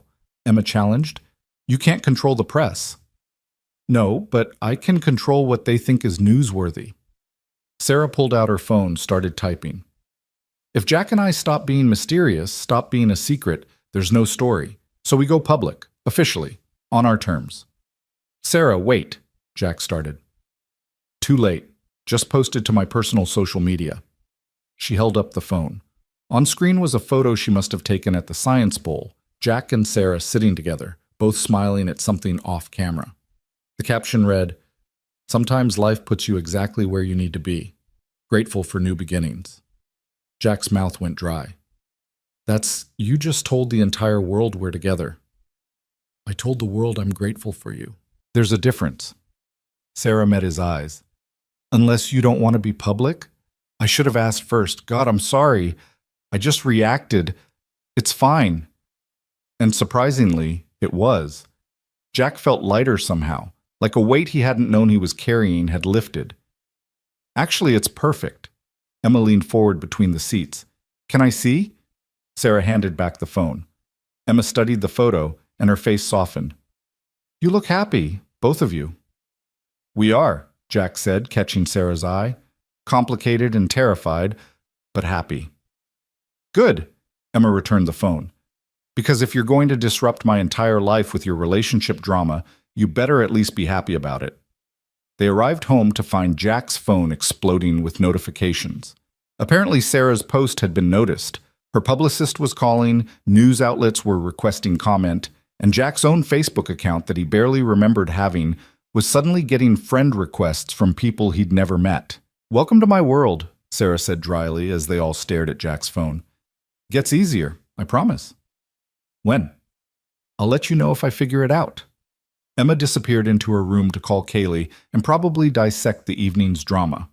Jack and Sarah collapsed onto the couch again, though the mood was different now, less romantic possibility, more shell-shocked solidarity. I handled that wrong, Sarah said after a moment. The post. I should have discussed it with you first. You were protecting Emma. I get it. Still, it was impulsive. My board's going to have opinions. The investors. She stopped herself. I'm doing it again. Making this about business instead of us. Jack pulled her close, let her rest against his chest. Can I tell you something my wife used to say? Of course. Mary had this theory about decisions. She said there are head decisions and heart decisions. Head decisions are logical, planned, safe. Heart decisions are messy and scary, and sometimes really stupid. But the heart decisions are the ones you remember on your deathbed. He pressed a kiss to Sarah's hair. Posting that photo? That was a heart decision, and I'm glad you made it. Sarah tilted her face up to look at him. You're kind of wonderful, you know that? Emma thinks I'm oblivious and stubborn. She's 12. She's legally required to think that about her parent. They sat in comfortable silence, Sarah's head on Jack's shoulder, his arm around her waist. Through Emma's closed door, they could hear her talking animatedly to Kaylee, probably recounting every detail of the photographer confrontation. She's resilient, Sarah observed. Like her dad. Like her mom. Mary was the strong one. I think you're selling yourself short. Sarah traced patterns on his chest absently. You raised that incredible girl essentially alone. Built a life for her on a construction worker's salary. Never gave up, never stopped fighting. That's not weakness, Jack. Didn't have a choice. She needed me. There's always a choice. You chose to stay, to fight, to be present. Sarah's voice went quiet. My parents were alive until I was 23, and I barely knew them. They were always working, always busy, always prioritizing the company over everything else. I swore I wouldn't be like them. Then my grandfather got sick and I became exactly like them. You're here now. That counts for something. Is it enough, though, to realize you've wasted 15 years and try to claw back some semblance of a real life? Jack thought about that, about Mary's death and the dark months after, about Emma pulling him through grief with her fierce determination that they'd survive, about the slow, painful process of building a life from ruins. It's a start, he said finally. That's all any of us get, a chance to start. Sarah lifted her head, kissed him softly. Then let's start. Really start. No more hesitation, no more second guessing. Let's see where this goes, even though it's going to be complicated. Especially because it's going to be complicated, she smiled. I've done easy. Easy is boring. Emma's door opened and she poked her head out. Are you guys still being mushy? Because I'm hungry and we have zero food. There's leftover pizza in the fridge, Jack called back. That's 3 days old. I'm not eating food poisoning. Emma emerged fully, gave them both a pointed look. Also, Sarah's trending on Twitter, number 3 worldwide. You're number 7, Dad. I'm on Twitter? Jack fumbled for his phone. Not really. People are tweeting about you. Emma showed them her screen. Sure enough, Hetch Jack Thornton was filled with people debating everything from his hero status to whether Sarah was too good for him to think pieces about class and romance. Sarah winced. I'm sorry, this is weird, Emma supplied, but also kind of cool. Like my dad is trending. That's surreal. She scrolled through more tweets. Oh, here's a good one. Jack Thornton is what actual masculinity looks like. Risked everything for a stranger, asked for nothing, treats his kid like gold. More men should aspire. That's nice, right? Can we not read tweets about me? Jack pleaded. It's making me uncomfortable. There's one calling you a gold digger, Emma continued, ignoring him. That's hilarious. Oh, and someone started a GoFundMe to help Jack buy a suit for fancy CEO events. It's already at $6,000. What? No, absolutely not. Jack grabbed for the phone, but Emma danced away. Too late. It's the internet. Once it starts, you can't stop it. Sarah was trying very hard not to laugh. For what it's worth, I think you look great in flannel. See? Sarah thinks you're hot in your work clothes. Emma grinned. I'm keeping the GoFundMe link. College fund. Emma? Margaret Thornton? Okay, I'll have them shut it down. But she was still grinning. Can we order Chinese, please? I'll even let you two have your weird adult alone time after, if you feed me. Jack looked at Sarah, who shrugged. Chinese sounds perfect. They ordered enough food for 6 people because apparently Sarah had never ordered takeout before and didn't understand reasonable portions. Emma took her share and retreated to her room to video chat with friends, leaving Jack and Sarah surrounded by containers of lo mein and orange chicken. This is nice, Sarah said, expertly wielding chopsticks. Normal. When's the last time I did something normal? You really never ordered takeout. I have a meal service. They deliver prepared organic meals tailored to my nutritional needs and meeting schedule. At Jack's expression, she laughed. I know, it's ridiculous, but it's efficient. Efficient isn't the same as living. I'm starting to realize that. Jack's phone buzzed again. This time it was Miguel. Saw the news. Proud of you, man. Also, you're definitely trending on the site.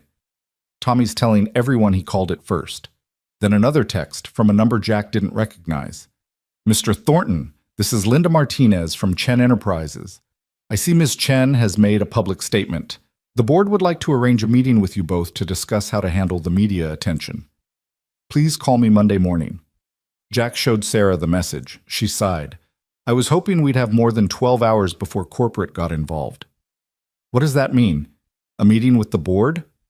It means they want to make sure you're not a liability, that this relationship won't damage the company's image or stock price, that you understand what you're getting into.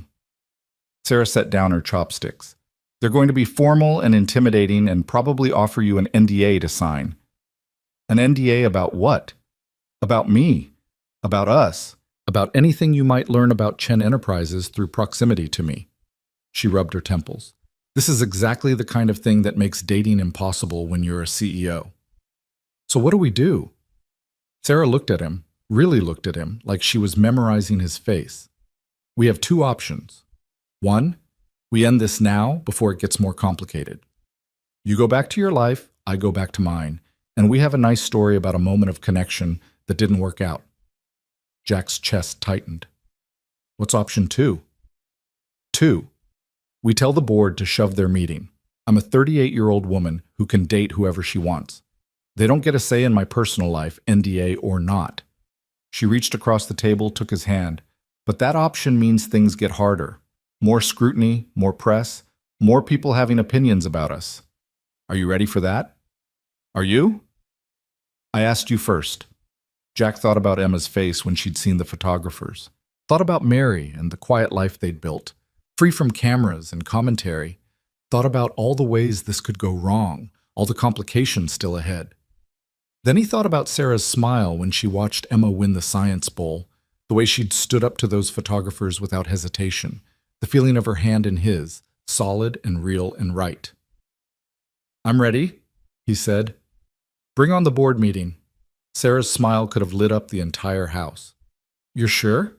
Because once we do this, there's no going back to anonymous construction worker. You'll be Jack Thornton, the guy dating Sarah Chen.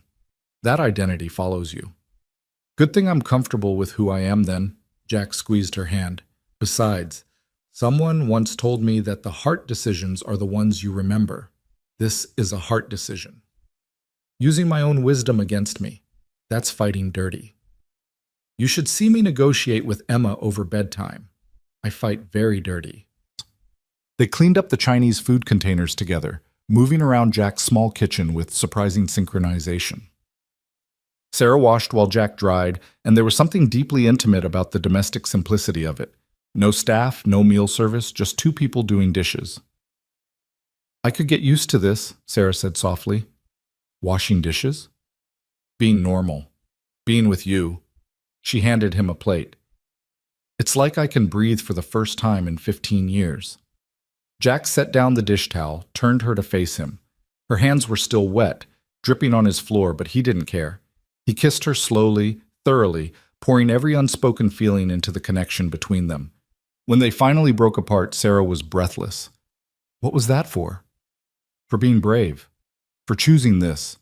For being you. Jack tucked a strand of hair behind her ear. And fair warning, I'm falling for you, like seriously falling. So if you're going to back out, do it now before I'm completely gone. Sarah's eyes went wide, then soft, then bright with tears. She blinked away quickly. You can't just say things like that. Why not? It's true. Because She stopped, swallowed hard. Because I'm falling too, and that terrifies me. I don't do feelings well. I plan and strategize and control, and feelings don't follow any of those rules. Good. Plans are overrated anyway. Jack pulled her close, held her against his chest, to weigh quickly. You can't just say things like that. Why not? It's true. Because She stopped, swallowed hard. Because I'm falling too, and that terrifies me. I don't do feelings well. I plan and strategize and control, and feelings don't follow any of those rules. Good. Plans are overrated anyway. Jack pulled her close, held her against his chest. We'll figure it out as we go. That's a terrible strategy. Maybe, but it's our strategy. They stood there in Jack's kitchen, holding each other while Emma's music played softly through her bedroom door and the night deepened outside. Somewhere in the city, people were still tweeting about them. Reporters were still writing stories. Sarah's board was probably having emergency calls about image management. But here, in this small house, with its worn furniture and overflowing bookshelves, none of that mattered. Here, they were just Jack and Sarah, two people who'd found each other in the worst possible circumstances and decided to take a chance anyway. Emma emerged around 10, yawning. Sarah, are you staying over? Because if you are, the couch is pretty uncomfortable. You should probably take Dad's bed and he can have the couch. Emma! Jack felt his face heat. What? I'm being practical. We both know you'll offer anyway. Emma looked between them. Unless you're both sleeping in Dad's room? In which case, I'm 12 and really don't need those details. Sarah was trying not to laugh. I should probably go home anyway. Early morning tomorrow, lots to handle before the board meeting Monday. Or, Emma said carefully, you could stay. Work from here. We have Wi-Fi, decent coffee, and Dad makes pretty good pancakes for breakfast. She focused on Sarah. Plus, if you leave now, the photographers might follow you. But if you stay, they get bored and go away. Strategic thinking. Jack gaped at his daughter. Since when are you a tactical genius? Since always. You just don't pay attention. Emma headed back toward her room. Guest towels are in the bathroom closet. Dad's got an extra toothbrush somewhere. Good night. She closed her door, leaving Jack and Sarah staring at each other. Did your 12-year-old just orchestrate a sleepover? Sarah asked. I think she did. I apologize for her complete lack of subtlety. Don't, Sarah smiled. She's right about the photographers, and I do have a lot of work I could do remotely tomorrow. She paused. Unless you're uncomfortable with me staying, Jack thought about it for exactly half a second. Guest room's small but clean. You're welcome to stay. Guest room, Sarah repeated, something teasing in her voice. Very proper. I'm a proper guy. You're a guy who kissed me senseless about 5 minutes ago. That was different. Sarah kissed him, cutting off whatever excuse he was forming. When she pulled back, she was grinning. Guest room is fine. For tonight. We're taking this slow, remember? Right, slow, proper. Jack was having trouble forming coherent thoughts with her this close. I'll get you those towels. He showed Sarah to the guest room, really more of an office with a futon, but Emma kept it reasonably clean for sleepovers. Sarah borrowed one of Jack's old t-shirts to sleep in, and seeing her in his clothes did things to Jack's heart that probably weren't healthy. "This okay?" she asked, gesturing to the shirt that hung to her thighs. "Perfect. You're perfect. I mean, it's perfect. The shirt. On you. Which is also, I'm going to stop talking now." Sarah laughed, went up on her toes to kiss his cheek. "Good night, Jack." "Night, Sarah." He made it to his own bedroom, closed the door, and sat on the edge of his bed trying to process the fact that Sarah Chen was sleeping 20 feet away in his house wearing his shirt. His life had become surreal. His phone buzzed with a text from Emma. "She's perfect for you. Don't screw this up. Love you." Jack smiled, texted back. "Love you too, kiddo. Now go to sleep." "Already asleep? This is a ghost texting you." Emma. "Fine. But seriously, she's good for you.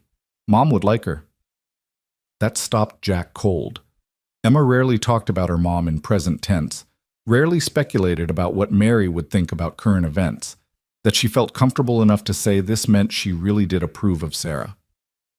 "You think so?" he texted back. "I know so. Mom always said you needed someone who challenged you. Sarah definitely challenges you. True. Now seriously, sleep." Okay. "But Dad?" "I'm happy you're happy."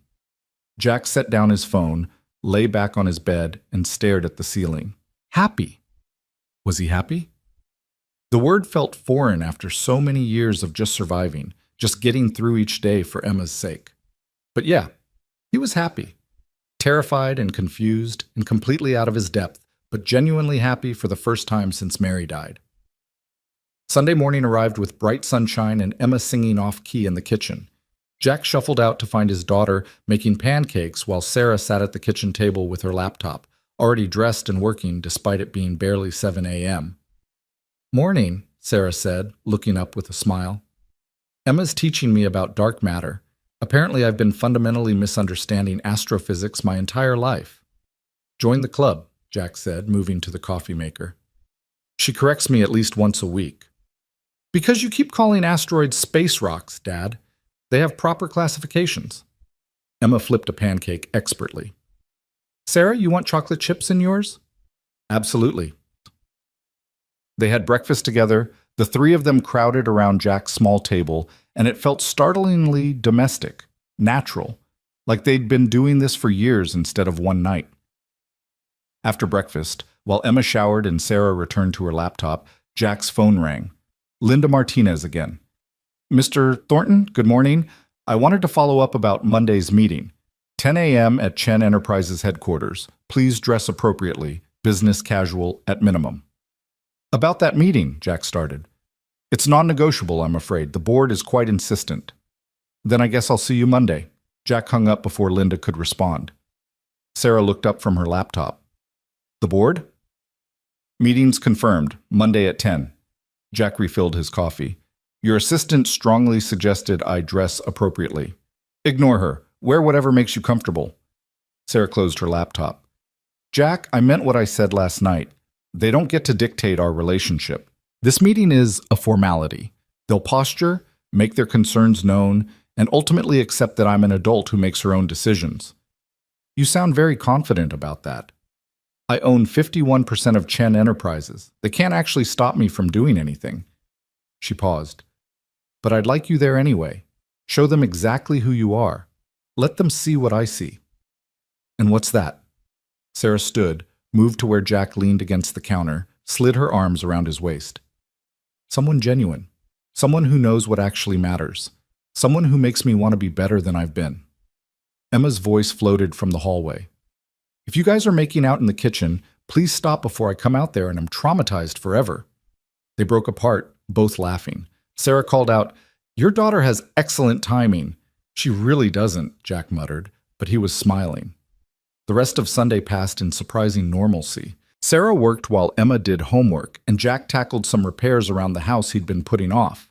They ordered pizza for lunch, watched a documentary about black holes that Emma insisted they'd both enjoy, and generally existed together in a way that felt comfortable rather than forced. It wasn't until Sarah was preparing to leave, she had meetings Monday morning before the board situation, that reality intruded again. "I'll send a car for you tomorrow," she said, gathering her things. 9:30 pickup, gets you to the office with time to spare. "I can drive myself."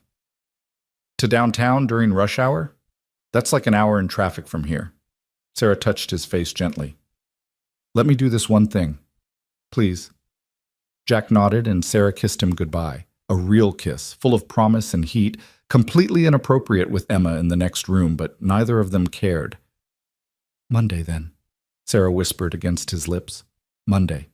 She left, and the house felt emptier without her. Emma appeared in the doorway, watching Sarah's car pull away. "You really like her," Emma observed. "I really do." "Good, because she really likes you too." Emma turned to face him. "Dad, I know this is scary. New relationship, complicated situation, all that stuff. But you deserve to be happy, and she makes you happy.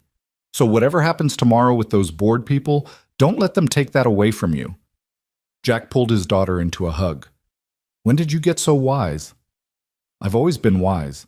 You just don't listen."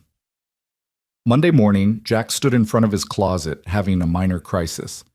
Business casual, Linda had said. But Jack's version of business casual was khakis and a button-up, and he had a feeling Chen Enterprises' version was something entirely different. Emma appeared in his doorway, holding up a crisp white dress shirt.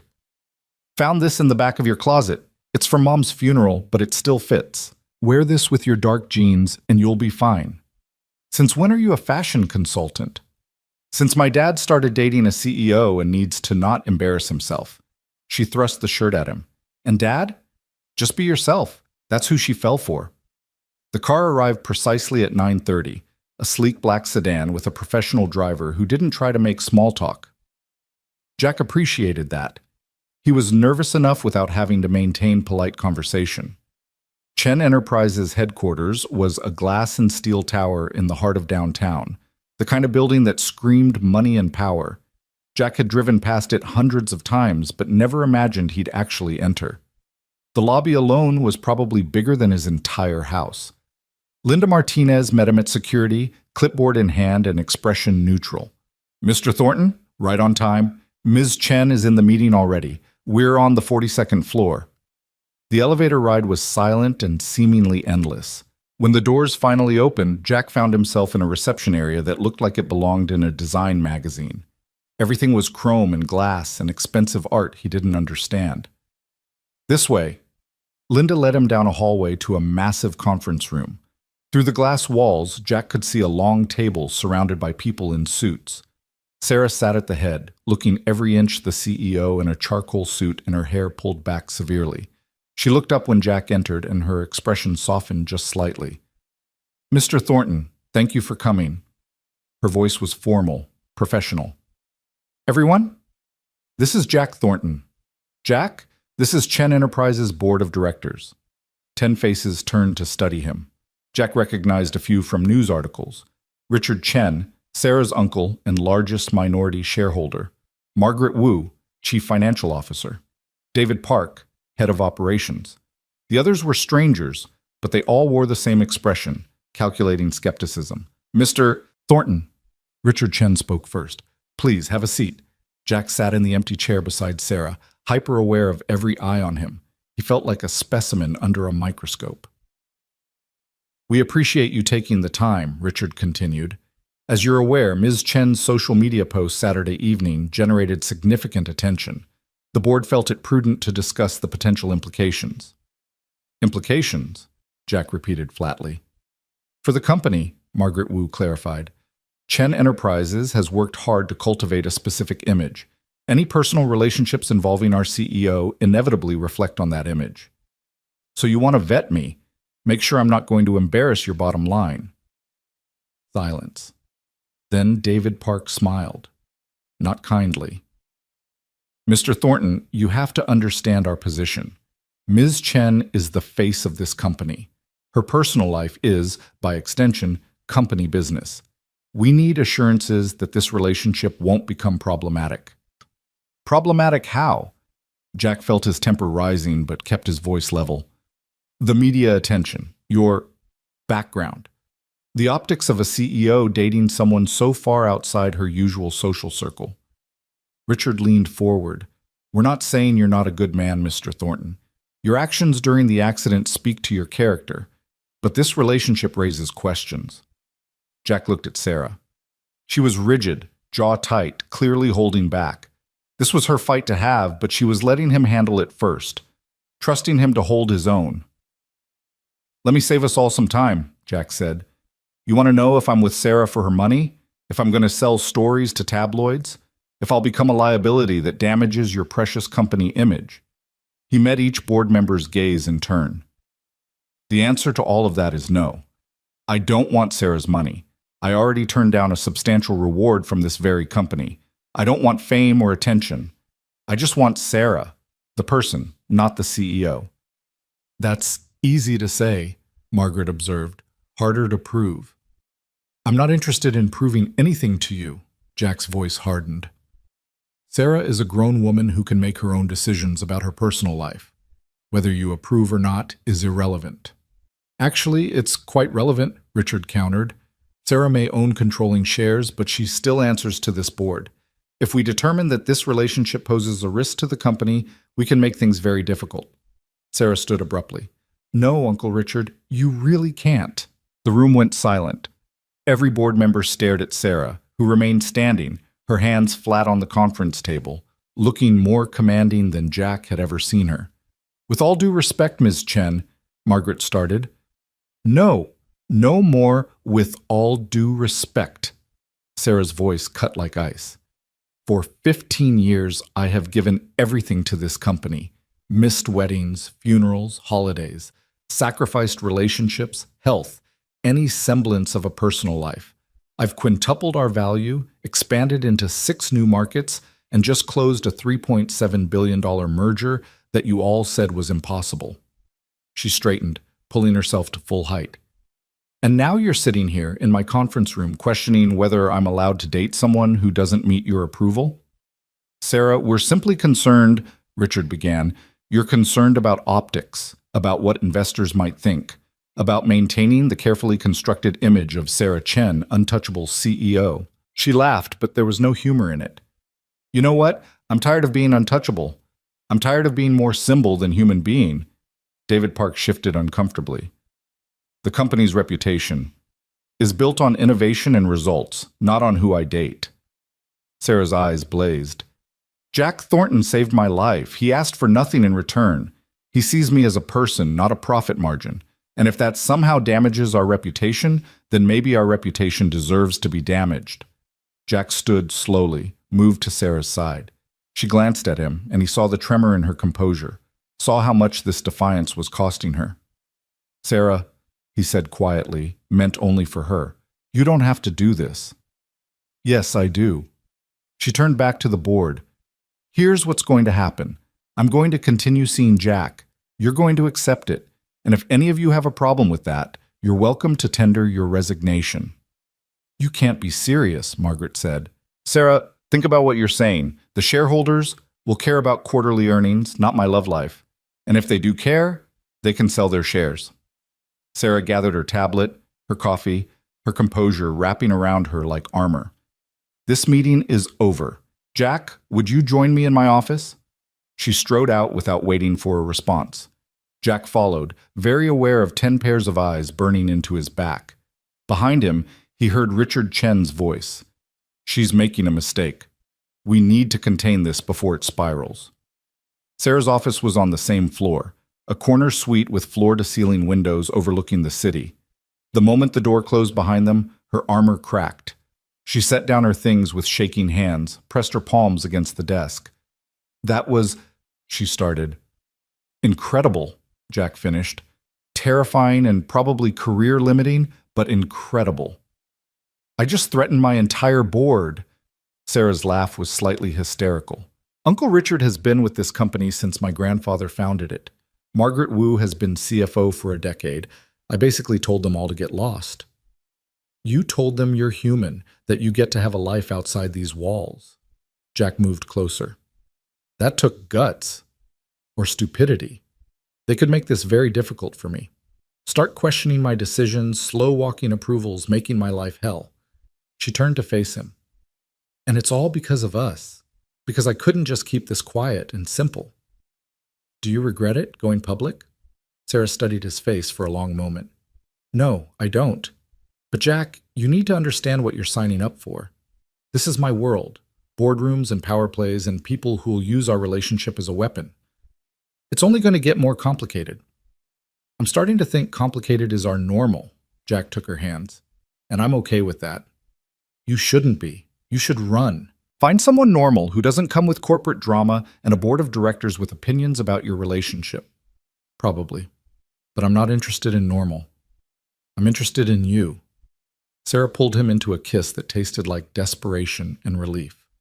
When they broke apart, she rested her forehead against his. I don't deserve you, she whispered. Good thing it's not about deserving. It's about choosing. Jack kissed her temple. And I choose this. I choose you. Complicated board meetings and all. A knock interrupted them. Linda Martinez poked her head in, her expression carefully neutral. Ms. Chen, your uncle is requesting a private word. Sarah sighed. Tell him I'm busy. He's quite insistent. Fine, 5 minutes. Sarah turned to Jack. This might get ugly. You should probably...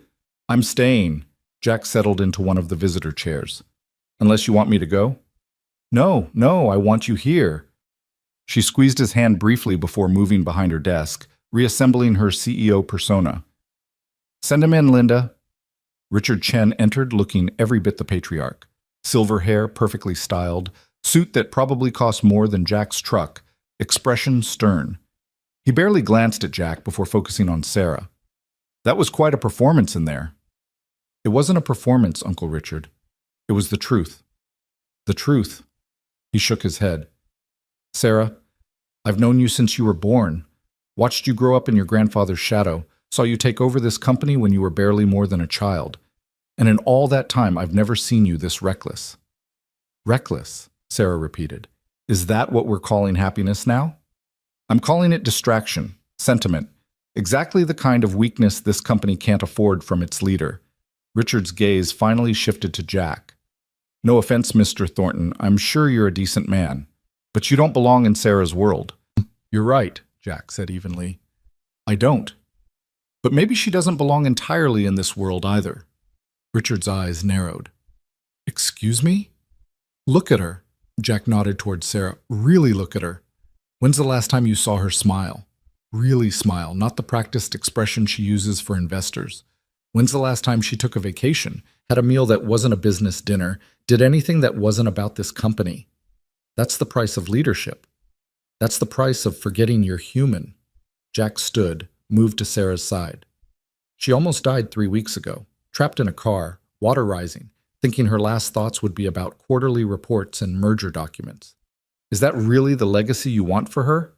Richard's jaw tightened. You think you can give her something better? You? With your construction job and your... He stopped himself, but the implication hung in the air. Uncle Richard? Sarah's voice was dangerously quiet. Finish that sentence. I dare you. I'm simply being realistic. Mr. Thornton comes from a different background, different values, different expectations. Richard's tone softened slightly.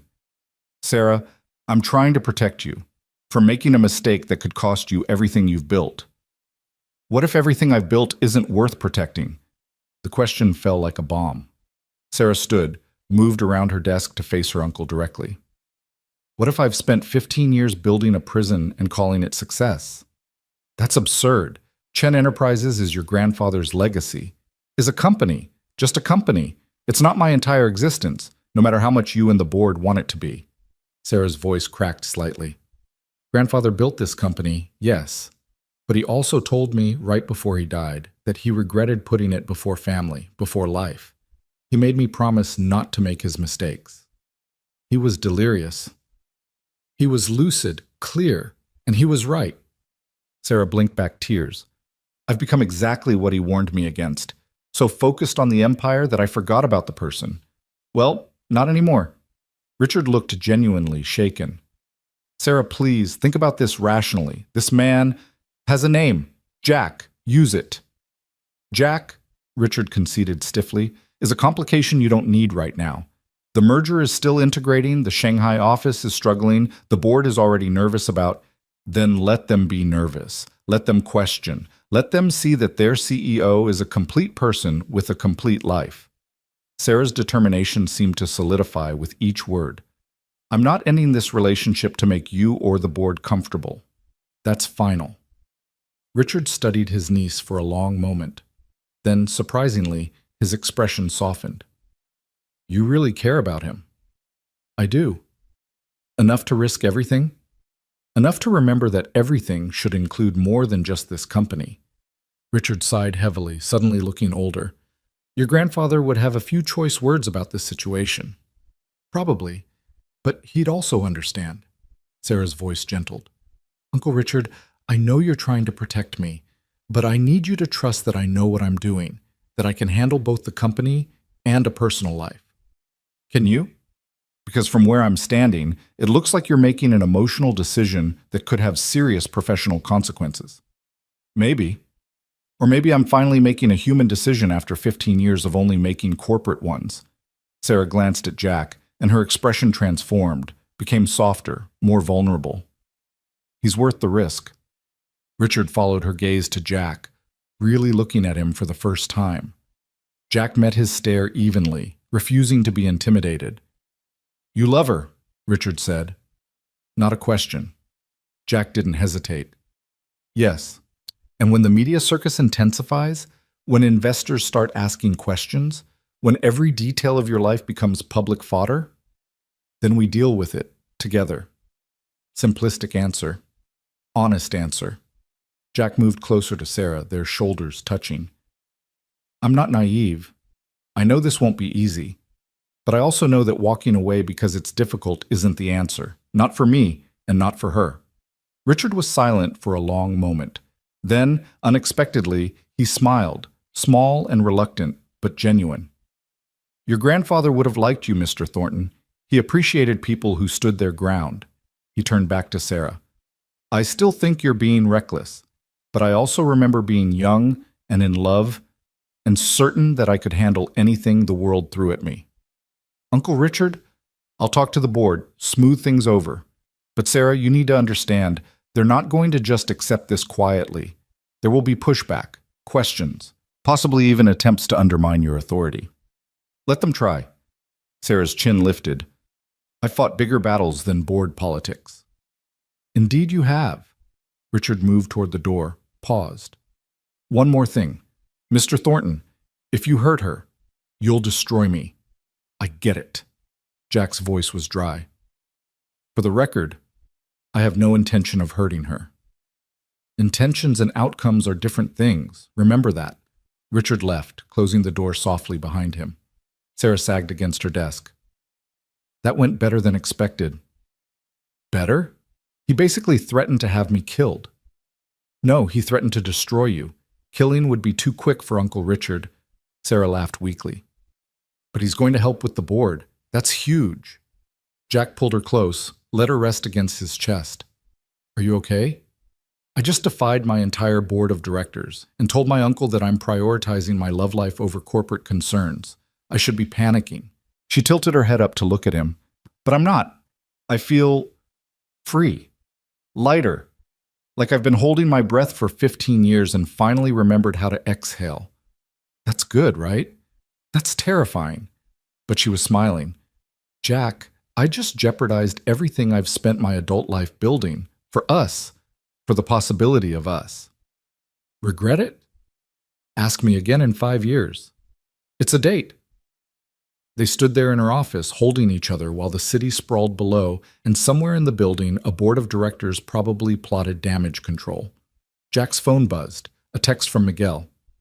Heard you had a meeting with the suits. Still alive? He typed back one-handed. Barely. Tell you later. Sarah's phone also started buzzing. She ignored it at first, but the notifications kept coming. Finally, she checked, then groaned. What? News leaked about the board meeting. Someone posted that there was an emergency session regarding CEO's relationship status. Twitter's having a field day. We're trending again? Number 2 worldwide this time. You moved up from number 7. Sarah scrolled through her phone, wincing. Oh, this is lovely. Chen Enterprises in crisis as CEO chooses construction worker over company. Real subtle. Is that going to be a problem? For the stock price, maybe. But Richard wasn't wrong. Investors mostly care about earnings, not my dating life. Once they see the quarterly reports are still strong, they'll calm down. And if they don't? Sarah set down her phone, cupped Jack's face in her hands. Then they don't. Jack, I meant what I said in that meeting. You're worth it. This, us, is worth it. And I'm done letting fear dictate my choices. That's a big change from 3 weeks ago. 3 weeks ago, I was trapped in a car waiting to die. Funny how near-death experiences rearrange your priorities. She kissed him softly. You rearranged my priorities. Made me remember what actually matters. Happy to help, though there were probably less dramatic ways to reach that conclusion. Where's the fun in that? Linda knocked again, poked her head in without waiting. Ms. Chen, I have your afternoon schedule. Conference call with Shanghai at 2, investor briefing at 3:30, and the marketing team needs approval on... She stopped, seeing them still in embrace. Should I come back? No, it's fine. Sarah reluctantly stepped back from Jack. What does the rest of my day look like? Fully booked until 7. Then you have the charity gala tonight. Sarah closed her eyes briefly. I forgot about the gala. It's the Children's Hospital fundraiser. You're the keynote speaker. Linda consulted her tablet. Your dress is already at your apartment. Hair and makeup team arrives at 5. Right, of course. Sarah turned to Jack. I'm sorry, this is your job. I understand. Jack picked up his jacket. I should get going anyway. Let you actually work. Jack, it's fine. Really? He kissed her forehead. Text me after the gala? It'll be late, probably midnight. I'll be up. He left before she could protest further, nodding to Linda on his way out. The elevator ride down felt longer than the ride up, and Jack spent it processing everything that had just happened. Sarah had stood up to her board for him, chosen him over their approval, risked professional consequences for their relationship. The weight of that was starting to sink in. Outside, the city was bright and busy, oblivious to the corporate drama playing out in the tower above. Jack's phone rang as he waited for a cab. Emma. Hey, kiddo, shouldn't you be in class? Lunch break. How'd the meeting go? It went. How'd you even know about it? Dad, it's on the news. Chen Enterprises board meets to discuss CEO's controversial romance. You're famous. Jack rubbed his temples. I'm really not. The internet disagrees. Oh, and someone made a meme out of that photo from the Science Bowl. You and Sarah looking at each other. Caption says, when you find someone worth fighting a board of directors for. It's actually pretty cute. Emma, I know, but Dad, seriously, how are you? Are you okay? The simple question, asked with genuine concern, nearly undid him. Yeah, Em, I'm okay. Overwhelmed, but okay. Is Sarah okay? She's strong, stronger than I expected. She stood up for us. Good, that's good. A bell rang in the background. Gotta go. Love you, Dad. And hey, I'm proud of you. For what? For being brave, for not backing down, for showing me that sometimes the scary thing is the right thing. Another bell. Seriously gotta go. Mrs. Peterson's giving me the look. Bye. She hung up before Jack could respond. He stood there on the sidewalk, phone in hand, feeling the truth of Emma's words settle into his bones. He had been brave, had stood his ground in that boardroom, refused to be intimidated, supported Sarah when she needed it. Mary would have been proud too, he realized. She'd always pushed him to stand up for himself, to recognize his own worth. She would have liked Sarah, would have approved of someone who challenged him to be more than he thought he could be. The cab ride home was quiet, giving Jack too much time to think about Sarah's office, about the board meeting, about the way her uncle had looked at him like he was a problem to be solved, about the gala Sarah was attending tonight, full of people from her world who would probably share Richard Chen's opinion. His phone buzzed with a text from Sarah. Miss you already. Is that pathetic? He smiled despite himself. Only if it's pathetic that I miss you too. We're hopeless, completely. How's your afternoon?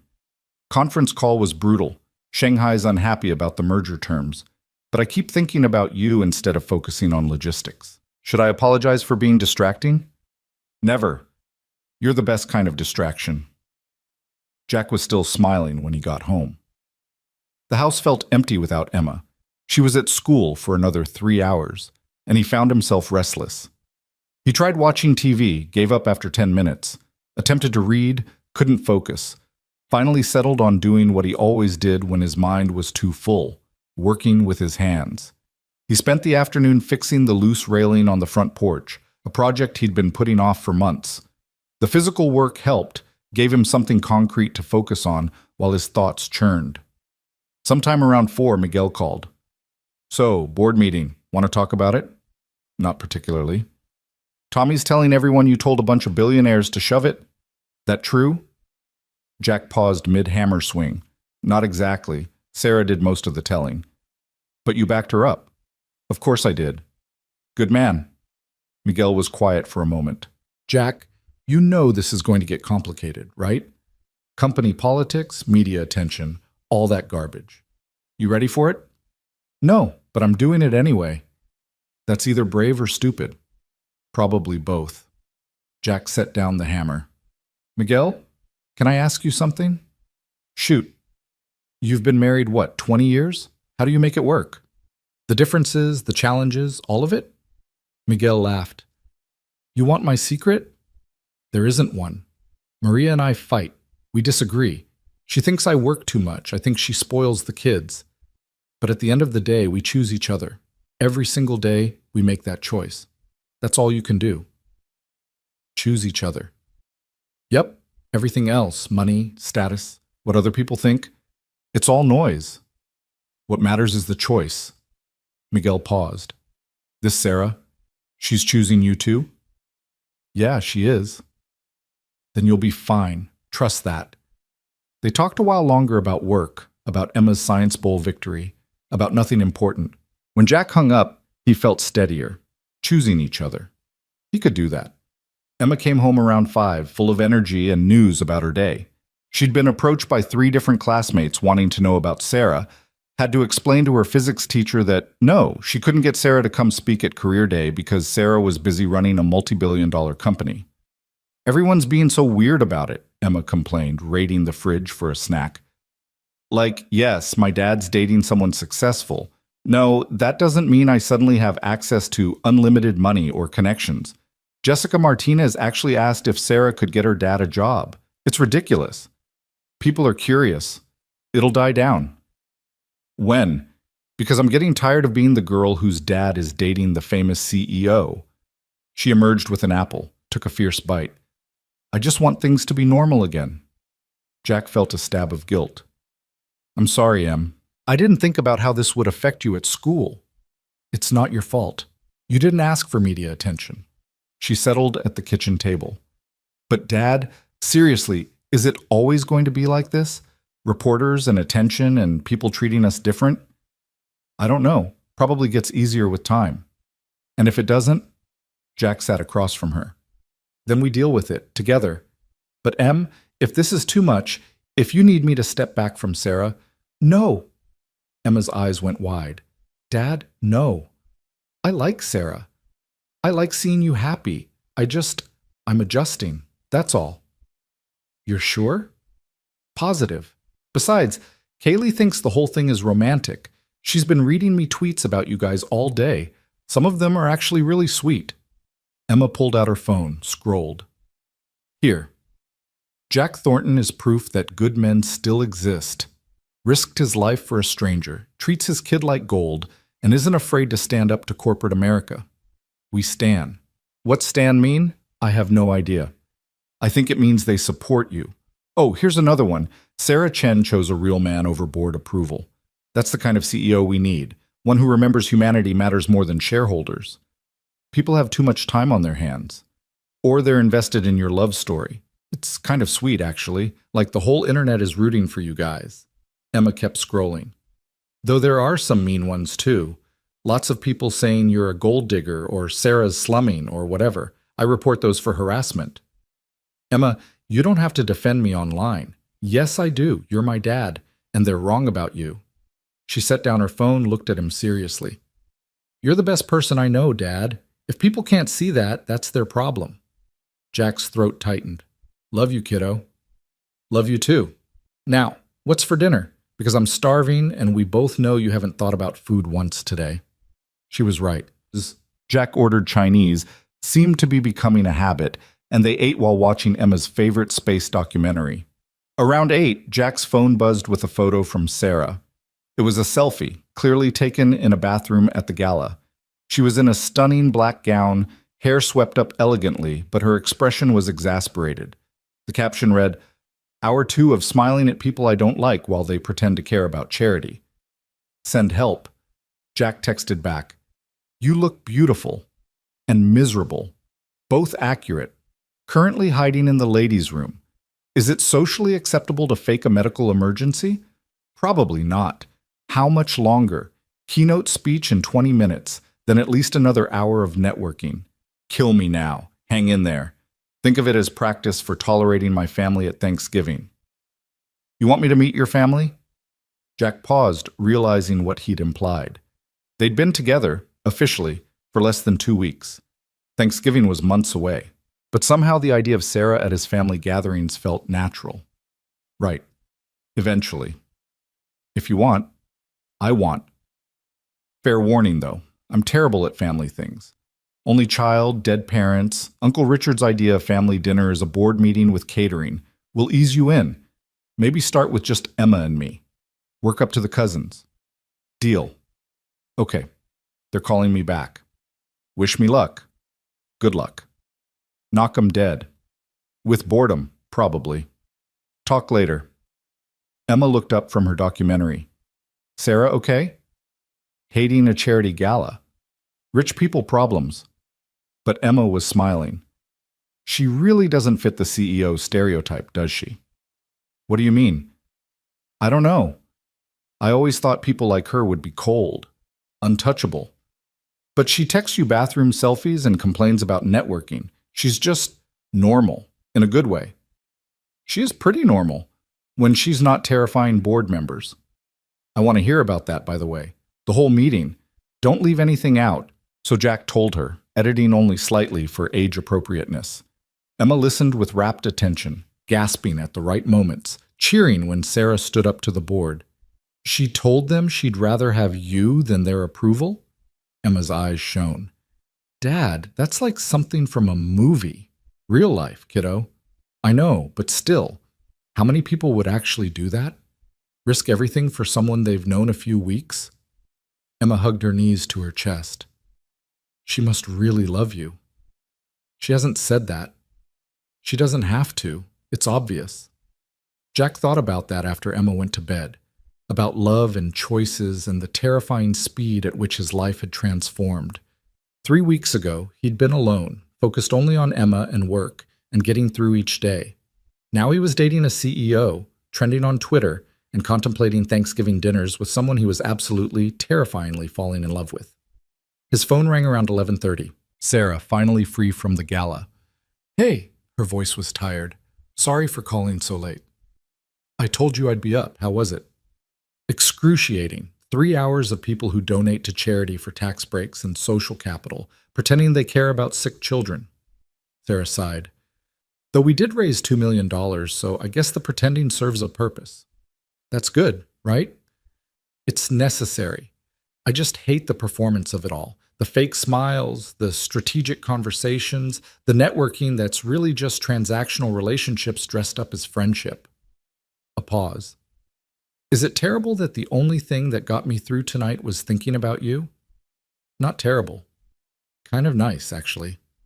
I kept imagining what you'd say about everything. The overpriced wine, the speeches that were 90% self-congratulation, the woman who cornered me about her son's startup and couldn't take no for an answer. Jack laughed. What would I say? Probably something honest and cutting that would make me laugh. You have a gift for seeing through bullshit. Sarah's voice softened. I miss you. I know that's ridiculous. We spent this morning together, but I miss you. I miss you too.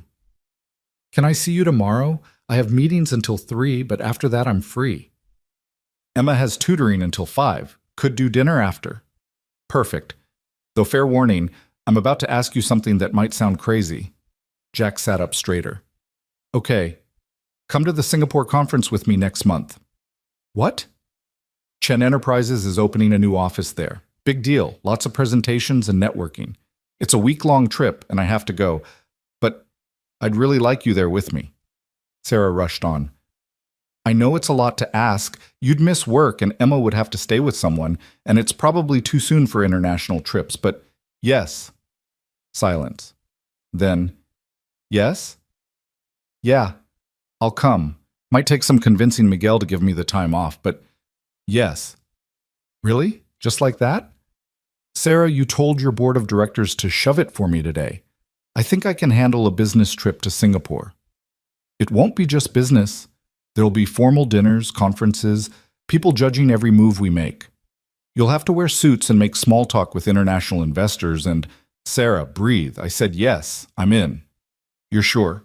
Completely. Jack smiled into the phone. Besides, never been to Singapore. Might be fun. Fun is not the word I'd use for corporate conferences. Then we'll make our own fun. Play corporate bingo, rate the boring speeches, sneak away when no one's looking. Sarah's laugh was bright with relief. Have I mentioned I'm falling for you? Jack's heart stuttered. You might have implied it. I'm making it explicit. Jack Thornton, I am absolutely, irrevocably falling in love with you. It's terrifying and inappropriate and probably happening way too fast, but it's true. Good, Jack managed, his voice rough. Because I'm falling too. Have been since you asked why someone like me would save someone like you. Stupid question, by the way. I know. I'm sorry I ever asked it. Don't be. It led us here. They talked until nearly 1 a.m. about nothing and everything. Emma's latest astronomy obsession, Sarah's plans for the Singapore office, what they'd have for dinner tomorrow, whether Jack looked better in blue or gray. When they finally said goodnight, Jack lay in bed staring at the ceiling, feeling like his entire world had tilted on its axis. Sarah loved him, or was falling in love with him, which was close enough. And he loved her back, this impossible woman who'd crashed into his life and turned everything upside down. His phone buzzed one more time, a text from Sarah. Sweet dreams. And Jack? Thank you for choosing me, every day. It means more than you know. He typed back, always. That's the easiest choice I've ever made. The next week fell into a pattern that somehow felt both surreal and natural. Sarah would text him good morning before her first meeting. Jack would call during his lunch break. They'd have dinner 3 or 4 nights a week, sometimes at Jack's house, sometimes at restaurants that Sarah insisted on paying for despite Jack's protests, once memorably at Sarah's penthouse, where Emma had stared wide-eyed at the floor-to-ceiling windows and declared it basically a spaceship. The media attention started to ease, as Sarah predicted. There were still occasional photographers, still tweets and speculation, but the feeding frenzy had calmed to a dull roar. Jack learned to ignore the cameras, to walk past reporters without engaging, to let Sarah's security team handle the worst of it. Emma adjusted too, finding her footing at school once the initial curiosity died down. She even started to enjoy some aspects of it, particularly when Sarah arranged for her to tour the observatory at the university, complete with a private session with the head astronomer who let Emma look through telescopes that cost more than Jack's house. She didn't have to do that, Jack said when Sarah mentioned it casually over dinner. I wanted to. Emma's brilliant. She should have access to resources that match her potential. Sarah picked at her pasta. Besides, seeing her face when she looked through that telescope, that was worth every favor I had to call in. You're good for her, for both of us. I hope so. Sarah set down her fork. Jack, about Singapore, I need to prepare you for something. That sounds ominous. Not ominous, just realistic. Sarah took a breath. The international business community is different from here. More formal, more traditional. Some of the executives we'll meet, particularly the older generation, they're going to have opinions about us. About you. Let me guess. Wrong social class, wrong background, wrong everything? Basically. And unlike my board, these people I can't threaten. They're partners, investors, clients. I have to maintain relationships with them. So what are you saying? That I should stay home after all? No, God, no. I'm saying I need you prepared. There might be comments, snubs, people treating you like you're less than because you didn't go to the right schools or don't have the right pedigree. Sarah reached across the table, took his hand. And I need you to know that none of it is true. None of it matters to me. But it might matter to business. Business can adjust. Sarah's grip tightened. I'm not hiding you. I'm not pretending you're something you're not. I'm bringing my partner to Singapore, and if people have a problem with that, they can take their business elsewhere. Sarah, you can't afford to lose international clients because of me. Watch me. Jack studied her face, saw the determination there, the same fire she'd shown in that board meeting. You're serious? Completely. Jack, I spent 15 years playing by everyone else's rules, pretending to be what they wanted, sacrificing everything for corporate approval. I'm done with that. You're part of my life now, a big part. And I'm not apologizing for that. Even if it costs you professionally? Even then. Sarah stood, moved around the table to his side. Though honestly, I think it might help more than hurt. Turns out people respond to authenticity. The merger numbers are up since we went public. Employee satisfaction scores are climbing. Investors appreciate seeing a CEO who's a real person, not just a corporate robot. So I'm good for business? You're good for me. That makes you good for business. She settled into his lap, arms around his neck. Plus, you clean up nice in a suit. The Singapore executives won't know what hit them. I don't own a suit. We'll fix that. I know a tailor. Sarah, let me do this, please. Consider it a business expense. You're representing Chen Enterprises internationally. You need to look the part. Jack wanted to argue, but the plea in her voice stopped him. This mattered to her, he realized. Not because she was ashamed of him, but because she wanted to give him armor for the battle ahead. Okay, 1 suit for Singapore. 3 suits, 1 for the opening ceremony, 1 for the investor dinner, 1 for the closing gala. That's excessive. That's appropriate. Sarah kissed him softly. Trust me on this. Let me help you navigate my world. Fine. 3 suits. But I'm paying. With what? Your construction salary? I have savings. Not a lot, but enough. Sarah pulled back to look at him seriously. Jack, a single suit from the tailor I use costs about $4,000. You'd blow your entire savings on conference clothes. Jack's stomach dropped. $4,000 for 1 suit? Welcome to my world. Sarah's smile was sympathetic. And before you argue, this is on me. Call it a gift. Call it a business expense. Call it whatever makes you comfortable, but you're not spending your savings on my corporate requirements. I don't want to be someone you have to dress up and parade around. You're not. You're someone I want by my side. The suits are just packaging. They don't change who you are. She cupped his face in her hands. You could show up in jeans and a t-shirt, and you'd still be the most real person in that conference center. But this way, people will have one less thing to judge you for. Jack leaned into her touch. When did life get so complicated? About 3 weeks ago. Aren't you glad? Despite everything, he smiled. Yeah, I am. They were still sitting like that, wrapped up in each other, when Emma came home from tutoring. She took one look at them and groaned. Living room is a public space, you guys. There are rules. We're just sitting, Sarah said innocently. You're sitting in his lap. That's advanced sitting. But Emma was grinning. Also, Dad, Miguel called the house phone, said you need to call him back about the Singapore trip. Jack gently moved Sarah aside and grabbed his phone. 3 missed calls from Miguel. He stepped into the kitchen, called back. Finally, Miguel answered. Been trying to reach you for an hour. Sorry, phone was on silent. What's up? Singapore. You really going? That's the plan. I was going to talk to you about time off. Already approved. Full week, paid. Jack blinked. Paid? Miguel, I can't afford to take paid time off for a personal trip. It's not personal, it's business. Miguel's voice held a smile. Got a call today from Chen Enterprises HR. They're hiring us for a project. Renovation of their new Singapore office. Big contract, great money. And they specifically requested you as the on-site consultant for the week you'll be there. They what? Hired you, officially. You'll be working, just in Singapore instead of here. Same salary, plus travel stipend and accommodations. Miguel paused. Let me guess. You didn't know about this? No idea. Yeah, figured. Your girlfriend pulled some strings. Hope you don't mind.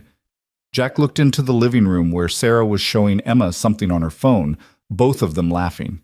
She'd done this. Created a job, a reason, a way for him to go to Singapore without it being charity. No, Jack said quietly. I don't mind. Good, because it's a sweet deal and I wasn't turning it down. Details will be in your email. Meeting next week to go over the project scope. They talked logistics for a few more minutes before hanging up. Jack returned to the living room, caught Sarah's eye. She looked up, read something in his expression, and her smile turned knowing. Miguel called, Jack said. Did he? About a very interesting job offer. Imagine that. Emma looked between them. What job offer? Apparently Chen Enterprises needs renovation work in Singapore, and they specifically requested me as a consultant. Jack crossed his arms, trying for stern and failing. Funny timing. Hilarious, Sarah agreed, but purely coincidental. We do need renovation work. The Singapore office is a disaster, and you are the best construction consultant I know. I'm the only construction consultant you know. Details. Sarah stood, moved to him. Jack, I didn't do this to trick you or make you feel obligated. I did it because it's actually true. We do need the work. And because this way you get to come to Singapore on your own merit. Not as my +1, but as a professional consultant working on a Chen Enterprises project. You're unbelievable. Is that good or bad? Jack pulled her close, pressed his forehead to hers. Good. Terrifying, but good. So you're not mad? How can I be mad? You just turned a guilt-inducing corporate trip into a legitimate work assignment. You're brilliant. I know. Sarah kissed him quickly. And before you ask, the project is real. The timeline is real. The budget is real. I just may have accelerated the hiring process once I knew you'd be there anyway. Emma cleared her throat. Just to be clear, Dad's going to Singapore for work, but also to be with Sarah? Basically, Jack confirmed. And you'll be gone a whole week? Yeah, kiddo, but we'll video call every day, and Mrs. Chen already agreed to stay with you. Can I stay at Kaylee's instead? Her mom offered. Jack glanced at Sarah, who nodded. If it's okay with the Morrisons, it's okay with me. Yes, Emma pumped her fist. Kaylee's going to freak out. Her mom makes the best cookies, and they have the big TV, and… She stopped. I'm going to miss you, though. Both of you. We'll miss you too, Sarah said. But your dad will take lots of pictures, and we'll bring back something special. Don't bring me anything expensive, just something cool. Deal. The next 2 weeks were a blur of preparation. Jack met with Chen Enterprises' facilities team to review the Singapore project, which turned out to be genuine and substantial, requiring someone with his expertise in structural renovation. He got fitted for suits, feeling ridiculous as the tailor circled him with pins and measuring tape, while Sarah supervised with an approving eye. You look good in charcoal, she commented as he stood on the fitting platform. I look like I'm playing dress-up. You look like a professional consultant who happens to also be devastatingly handsome. Sarah circled him slowly. The Singapore executives won't know what hit them. I thought the point was business, not seduction. Can't it be both? The tailor coughed politely, and Sarah laughed. Emma helped Jack pack, offering commentary on every choice. Bring the blue shirt, not the white one. Blue brings out your eyes, and Sarah got you those nice shoes. Wear them. Since when are you a fashion expert? Since my dad started dating someone who actually cares about this stuff. Emma folded one of his new shirts carefully. Dad, are you nervous? About Singapore. About everything. The trip, meeting all those important people, being in Sarah's world for real. Jack sat on the bed, honest with his daughter like he always tried to be. Terrified. But I'm going anyway. Because you love her. Yeah, because I love her. Emma hugged him tight. Good. She loves you too. I can tell. How? The way she looks at you, like you're the answer to a question she didn't know she was asking. Emma pulled back. Plus, She watches that space documentary with us, even though she's probably bored out of her mind. That's love. Jack laughed. That's consideration, maybe. Same thing. Emma returned to packing. Bring me back something cool, okay? Not expensive, just something that makes you think of me. Always do, kiddo. The day before the flight, Sarah took Jack and Emma to dinner, a proper goodbye meal before the week apart. They went to Mel's, at Jack's insistence, and the three of them crowded into their usual booth. This is where it started, Sarah said, looking around the diner. Our first real date. First date was the hospital, Jack corrected. That was a trauma bonding session. This was a date. Sarah reached across the table, took his hand. Feels like a lifetime ago. It was 3 weeks ago. 3 weeks that changed everything. Sarah's eyes were soft. Best 3 weeks of my life. Emma made a gagging sound. Can we order before you guys get more sappy? I'm starving. They ordered the usual. Meatloaf for Jack, chicken fried steak for Sarah, burger for Emma. Mel brought their food with his customary smile and a knowing wink at Jack. Singapore, huh? Mel said. Fancy. How did you... Never mind, of course you know. Small town, big gossip. Mel grinned. You treat our girl right over there.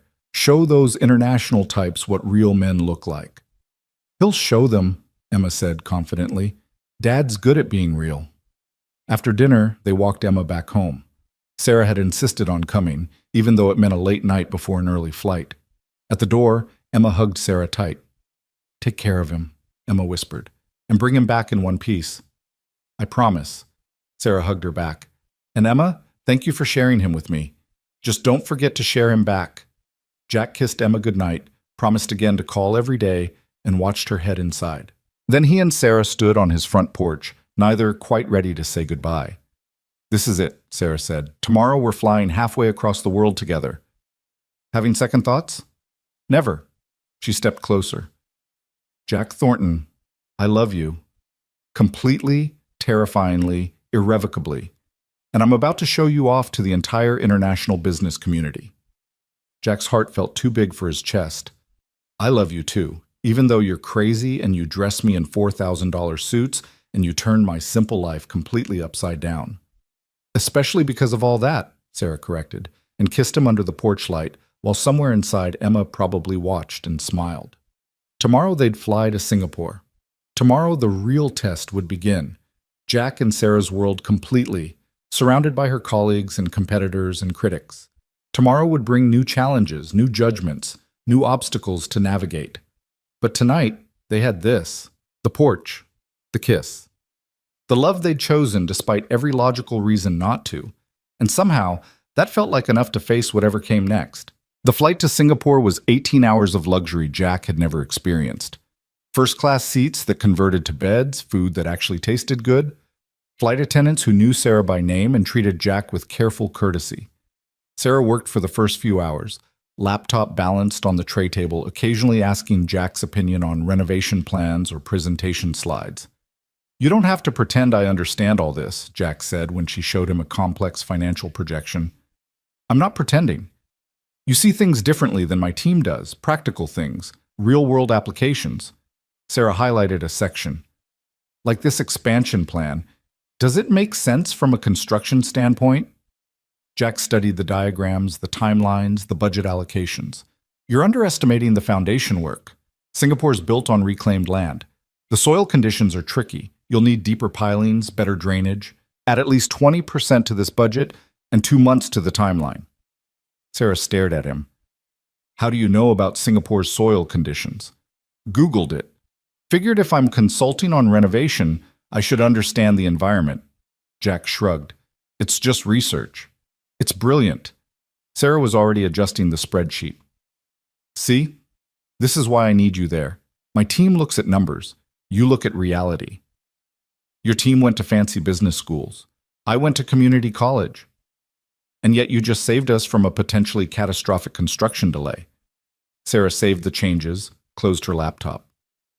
Education isn't just about degrees, Jack. It's about being smart enough to learn what you need when you need it. You're one of the smartest people I know. Jack felt his face heat.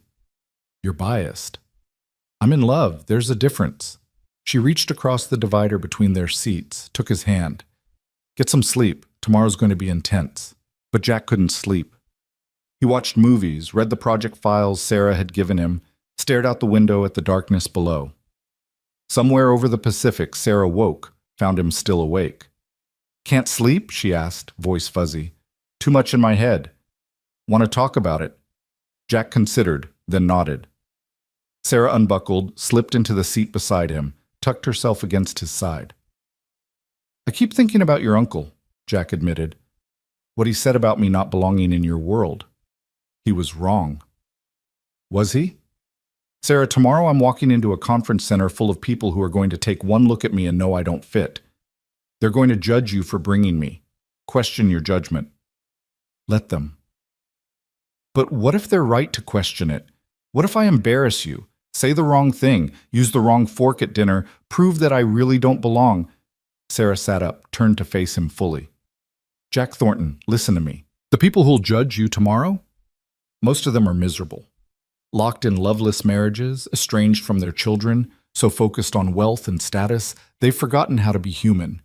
They'll judge you for not having an Ivy League degree, or knowing which wine pairs with which course. And you know what? I don't care. Sarah, no, let me finish. You've been more real with me in 3 weeks than most of those people have been in their entire lives. You've shown me what actually matters. You've reminded me that there's more to existence than quarterly reports and market share. She cupped his face in her hands. So tomorrow, when some executive makes a snide comment about your background, I want you to remember something. You're the one who saved a stranger's life without hesitation. You're the one who raised an incredible daughter alone. You're the one who stood up to my board of directors and didn't flinch. That's worth more than all their pedigrees combined. You make it sound heroic. I'm just a guy trying not to screw up. You're my guy, and you don't give yourself nearly enough credit. Sarah kissed him softly. Promise me something? What? Tomorrow, when it gets hard, and it will get hard, remember why you're there, not to impress anyone, not to prove anything, just to be with me, to support the woman you love while she does her job. Can you do that? Jack pulled her closer. Yeah, I can do that. Good. Sarah settled back against his chest. Now sleep. We both need it. This time Jack did sleep, Sarah warm and solid in his arms. When he woke, sunlight was streaming through the windows and Singapore sprawled below, a glittering city of glass towers and green spaces, both futuristic and lush. Welcome to Singapore, Sarah murmured, also watching. Last chance to run. Not running. Not anymore. They landed at Changi Airport, navigating customs and baggage claim with surprising efficiency. A driver waited with a sign reading Chen Enterprises, leading them to a sleek car that whisked them toward the city center. The opening ceremony is tonight, Sarah said, scrolling through her phone. 7 p.m. That gives us the afternoon to settle in, review talking points, maybe grab lunch. Us or you? Both. You're part of this too, remember? The renovation consultant. Their hotel was predictably luxurious, all marble and gold accents, staff who bowed slightly when addressing Sarah. Their rooms were on the top floor, connected by an interior door that Jack suspected Sarah had specifically requested. Unpack, shower, meet me in an hour, Sarah suggested at her door. It's a date. Jack's room was bigger than his entire first floor at home. Floor-to-ceiling windows overlooked the city, the bed was the size of a small country, and the bathroom had a tub that could fit 4 people. He unpacked his 3 new suits, hanging them carefully, then stood in the shower letting hot water pound away the travel fatigue. When he emerged, there was a note slipped under his door. Lunch on my balcony. Come as you are. He found Sarah on her suite's balcony, easily twice the size of his, with a spread of local food laid out. She'd changed into casual clothes, hair down, looking more like the woman from his front porch than the CEO from the plane. Hungry? She asked. Starving. They ate Singapore's famous chili crab, chicken rice, satay skewers. Sarah explained each dish, its history, its significance.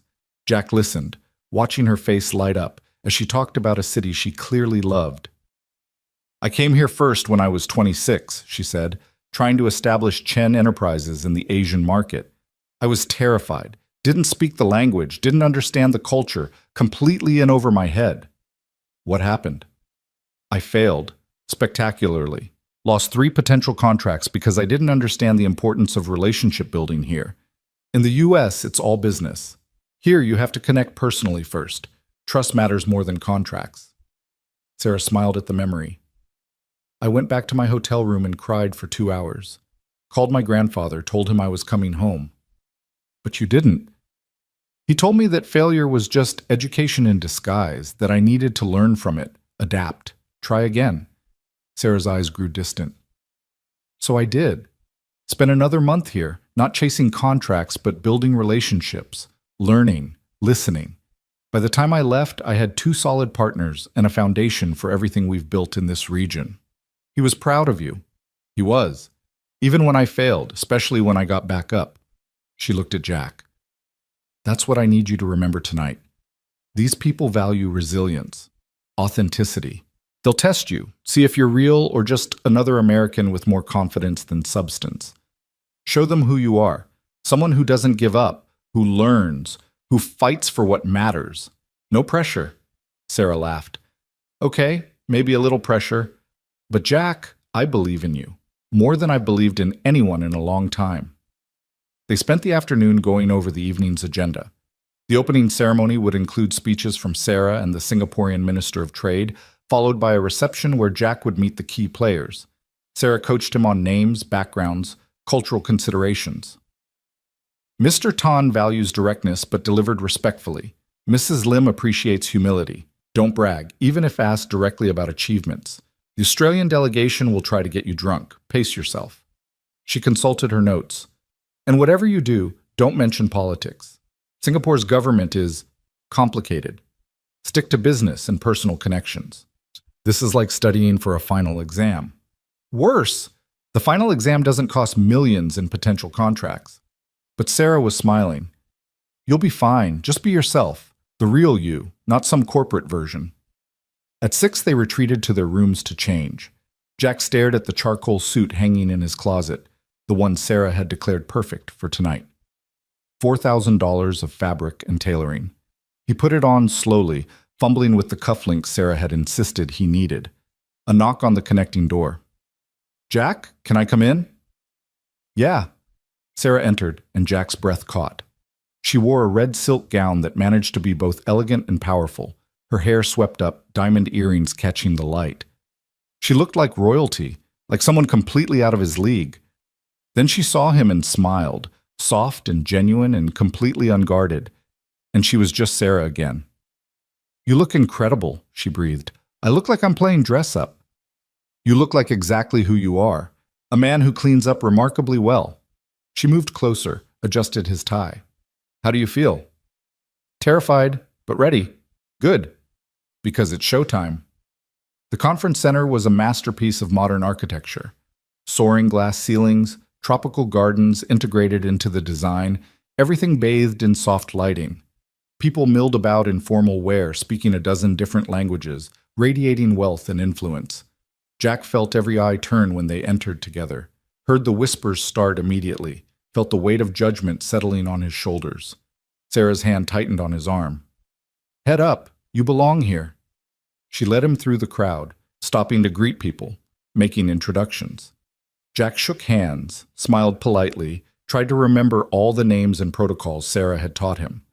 Most people were cordial, if reserved. A few were openly curious. And some, like the British executive who looked Jack up and down with barely concealed disdain, were clearly skeptical.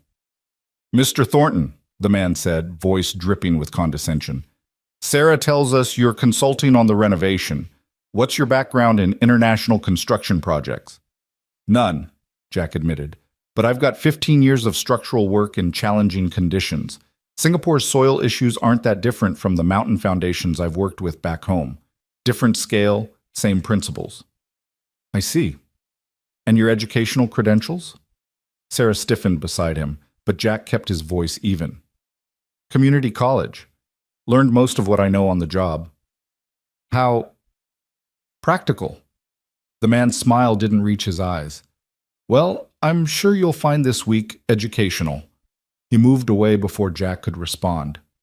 Sarah looked ready to chase him down, but Jack stopped her. Don't. He's not worth it. He's a condescending ass who just implied you're unqualified. Yeah, he did. But getting angry proves his point. Better to prove him wrong with results. Sarah studied him. When did you get so diplomatic? About 5 seconds ago. I'm improvising.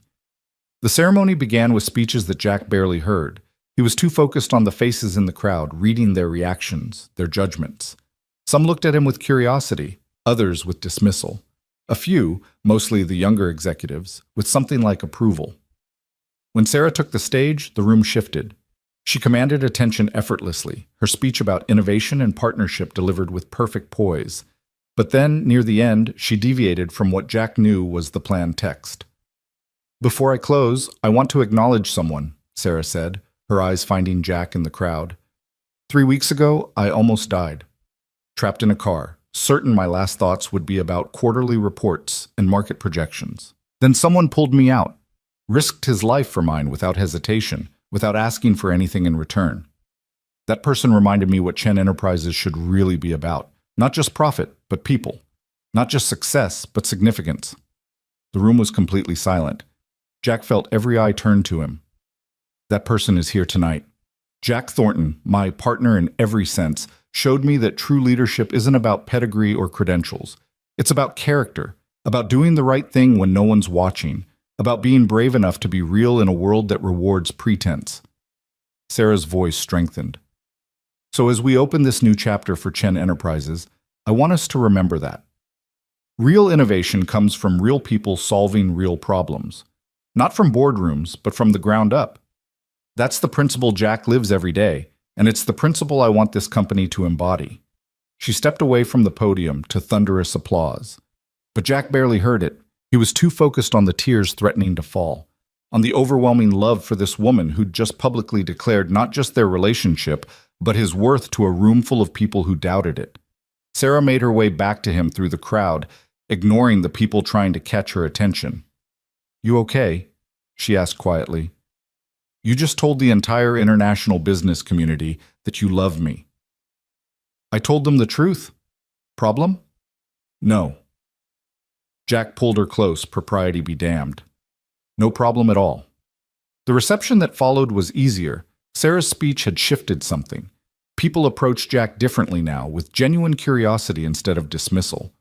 The British executive even offered a grudging apology, admitted he'd been premature in his assessment.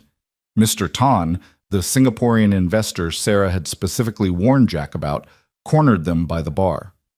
Mr. Thornton, he said, his accent crisp and precise. That was quite an endorsement from Ms. Chen. She's generous with her praise. Or accurate with her assessment. I've known Sarah 10 years, never heard her speak about anyone that way. Mr. Tan studied Jack carefully. Tell me, what do you see when you look at Chen Enterprises? Jack glanced at Sarah, who nodded slightly. Permission to be honest. I see a company that's forgotten its foundation, Jack said, literally and metaphorically. You're building up, expanding, reaching for new heights, but you've stopped maintaining the base. The Singapore office, the structure's sound, but the systems are outdated. You're pouring money into flash when you should be reinforcing fundamentals. Mr. Tan's eyebrows rose. You assess this from plans? From plans and research, but also from watching how the company operates. Everyone's focused on the next big thing. Nobody's protecting what you've already built. Jack took a risk. Sarah's speech tonight? That's her recognizing the same thing. Real innovation comes from solid foundations, not shiny surfaces. For a long moment, Mr. Tan just stared. Then he laughed. A genuine, delighted sound. You know what, Mr. Thornton? You're absolutely right. We've been so focused on growth, we've neglected maintenance, both structural and philosophical. He extended his hand. I look forward to working with you this week. I suspect you'll teach us quite a bit. He walked away, leaving Jack slightly stunned. Sarah was beaming. What just happened? You impressed the hardest person to impress in this room. Sarah kissed his cheek. That's what happened. The rest of the evening passed in a blur of conversations and connections. Jack found himself actually enjoying it. once he stopped trying to be someone he wasn't and just engaged honestly. People responded to authenticity, just like Sarah had said.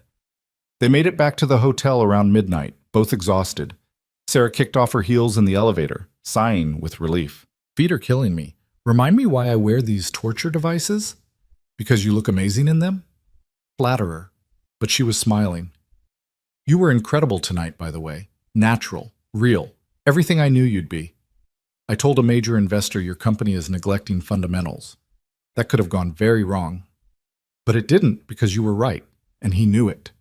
Sarah leaned against him as the elevator climbed. You see things clearly, Jack. No corporate doublespeak, no pretense, just truth. That's rare in my world. They reached their floor, walked to their connected rooms. At Sarah's door, she paused. Stay with me tonight, just to sleep. I don't want to be alone. Neither do I. Sarah's room was identical to Jack's, but felt different with her in it. Softer somehow, more lived in despite them just arriving that morning. They changed separately, Jack borrowing a t-shirt, Sarah disappearing into the bathroom and emerging in silk pajamas. They climbed into the enormous bed from opposite sides, meeting in the middle.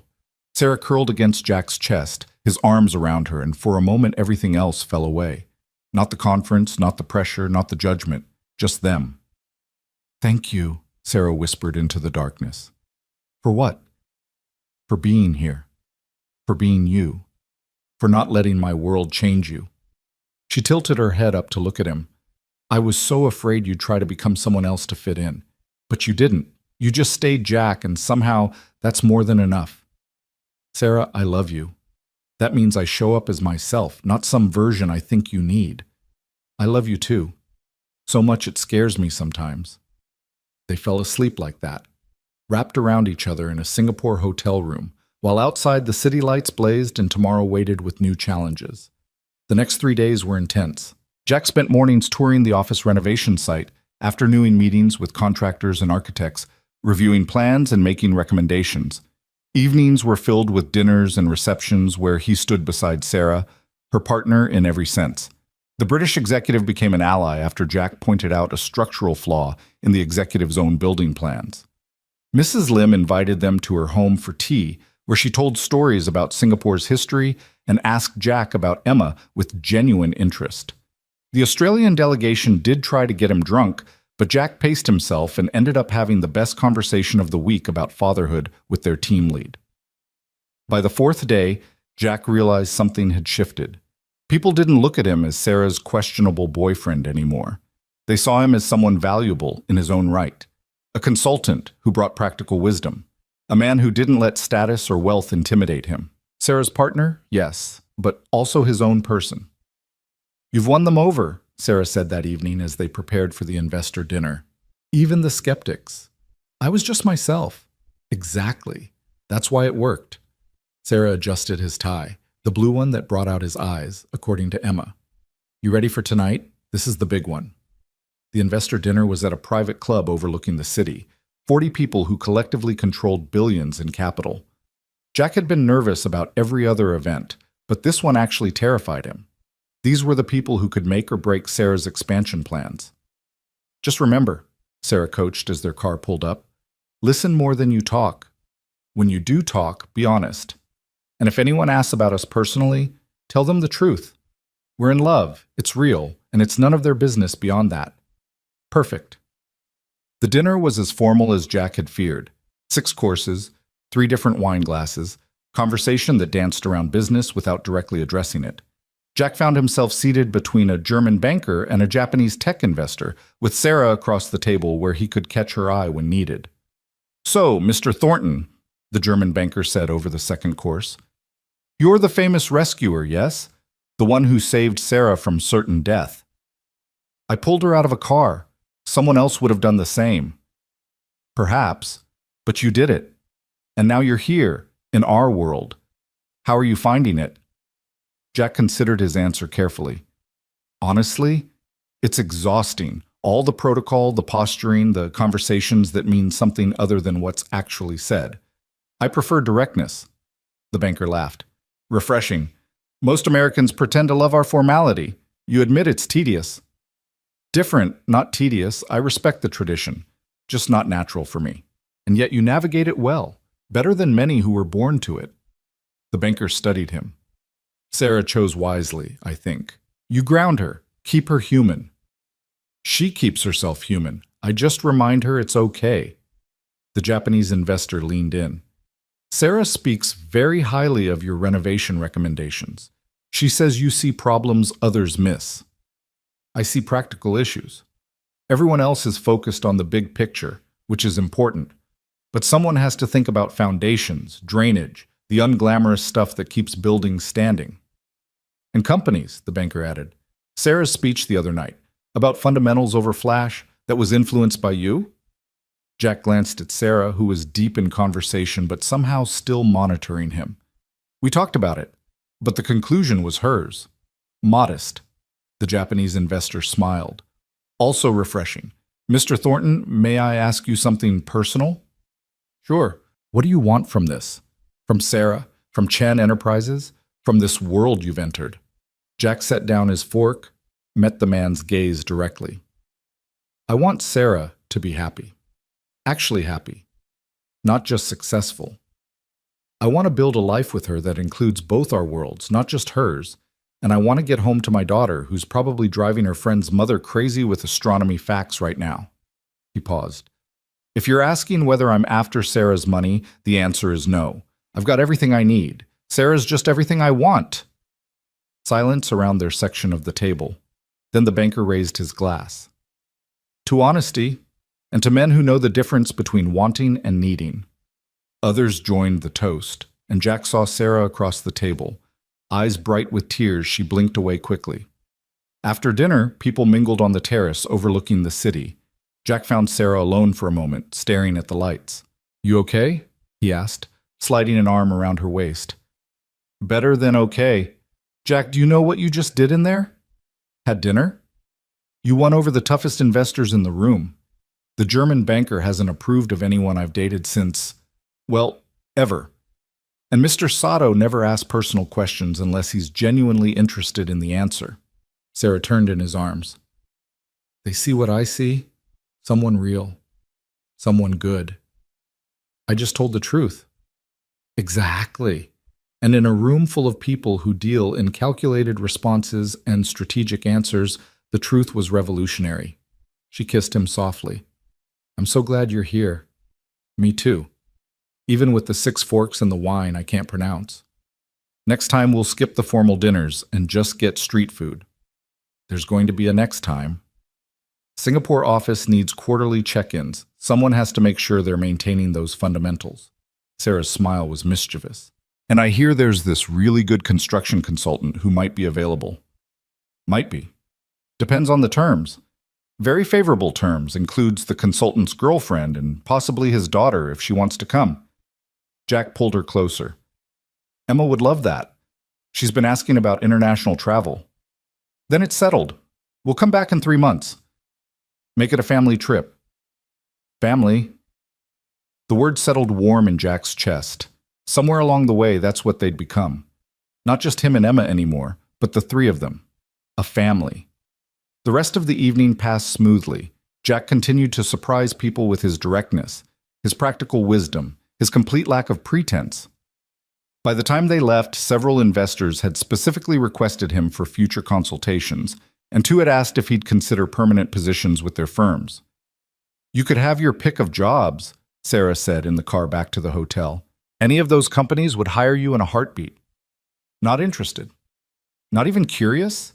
International consulting, 6-figure salary, travel the world? Jack thought about it honestly. Maybe 5 years ago. But now? Emma's in school. I've got my crew, my community. My life's not perfect, but it's mine. I don't want to trade it for something shinier. Even for me. You're not asking me to trade anything. You're asking me to add to what I have. That's different. He took her hand. I'll consult when it makes sense. Come on trips like this when I can. But my home's still my home. Emma's still my priority. That work for you? Sarah kissed his knuckles. That works perfectly. Because I'm starting to think my home might be wherever you and Emma are, not in some penthouse or corner office. Sarah Chen, are you saying you want to split time between your billion-dollar company and my two-bedroom house? I'm saying I want balance, time with you, time with Emma, a life that's about more than just work. She rested her head on his shoulder. Think we can make that work? We can try. Probably mess it up sometimes, have to adjust, figure it out as we go.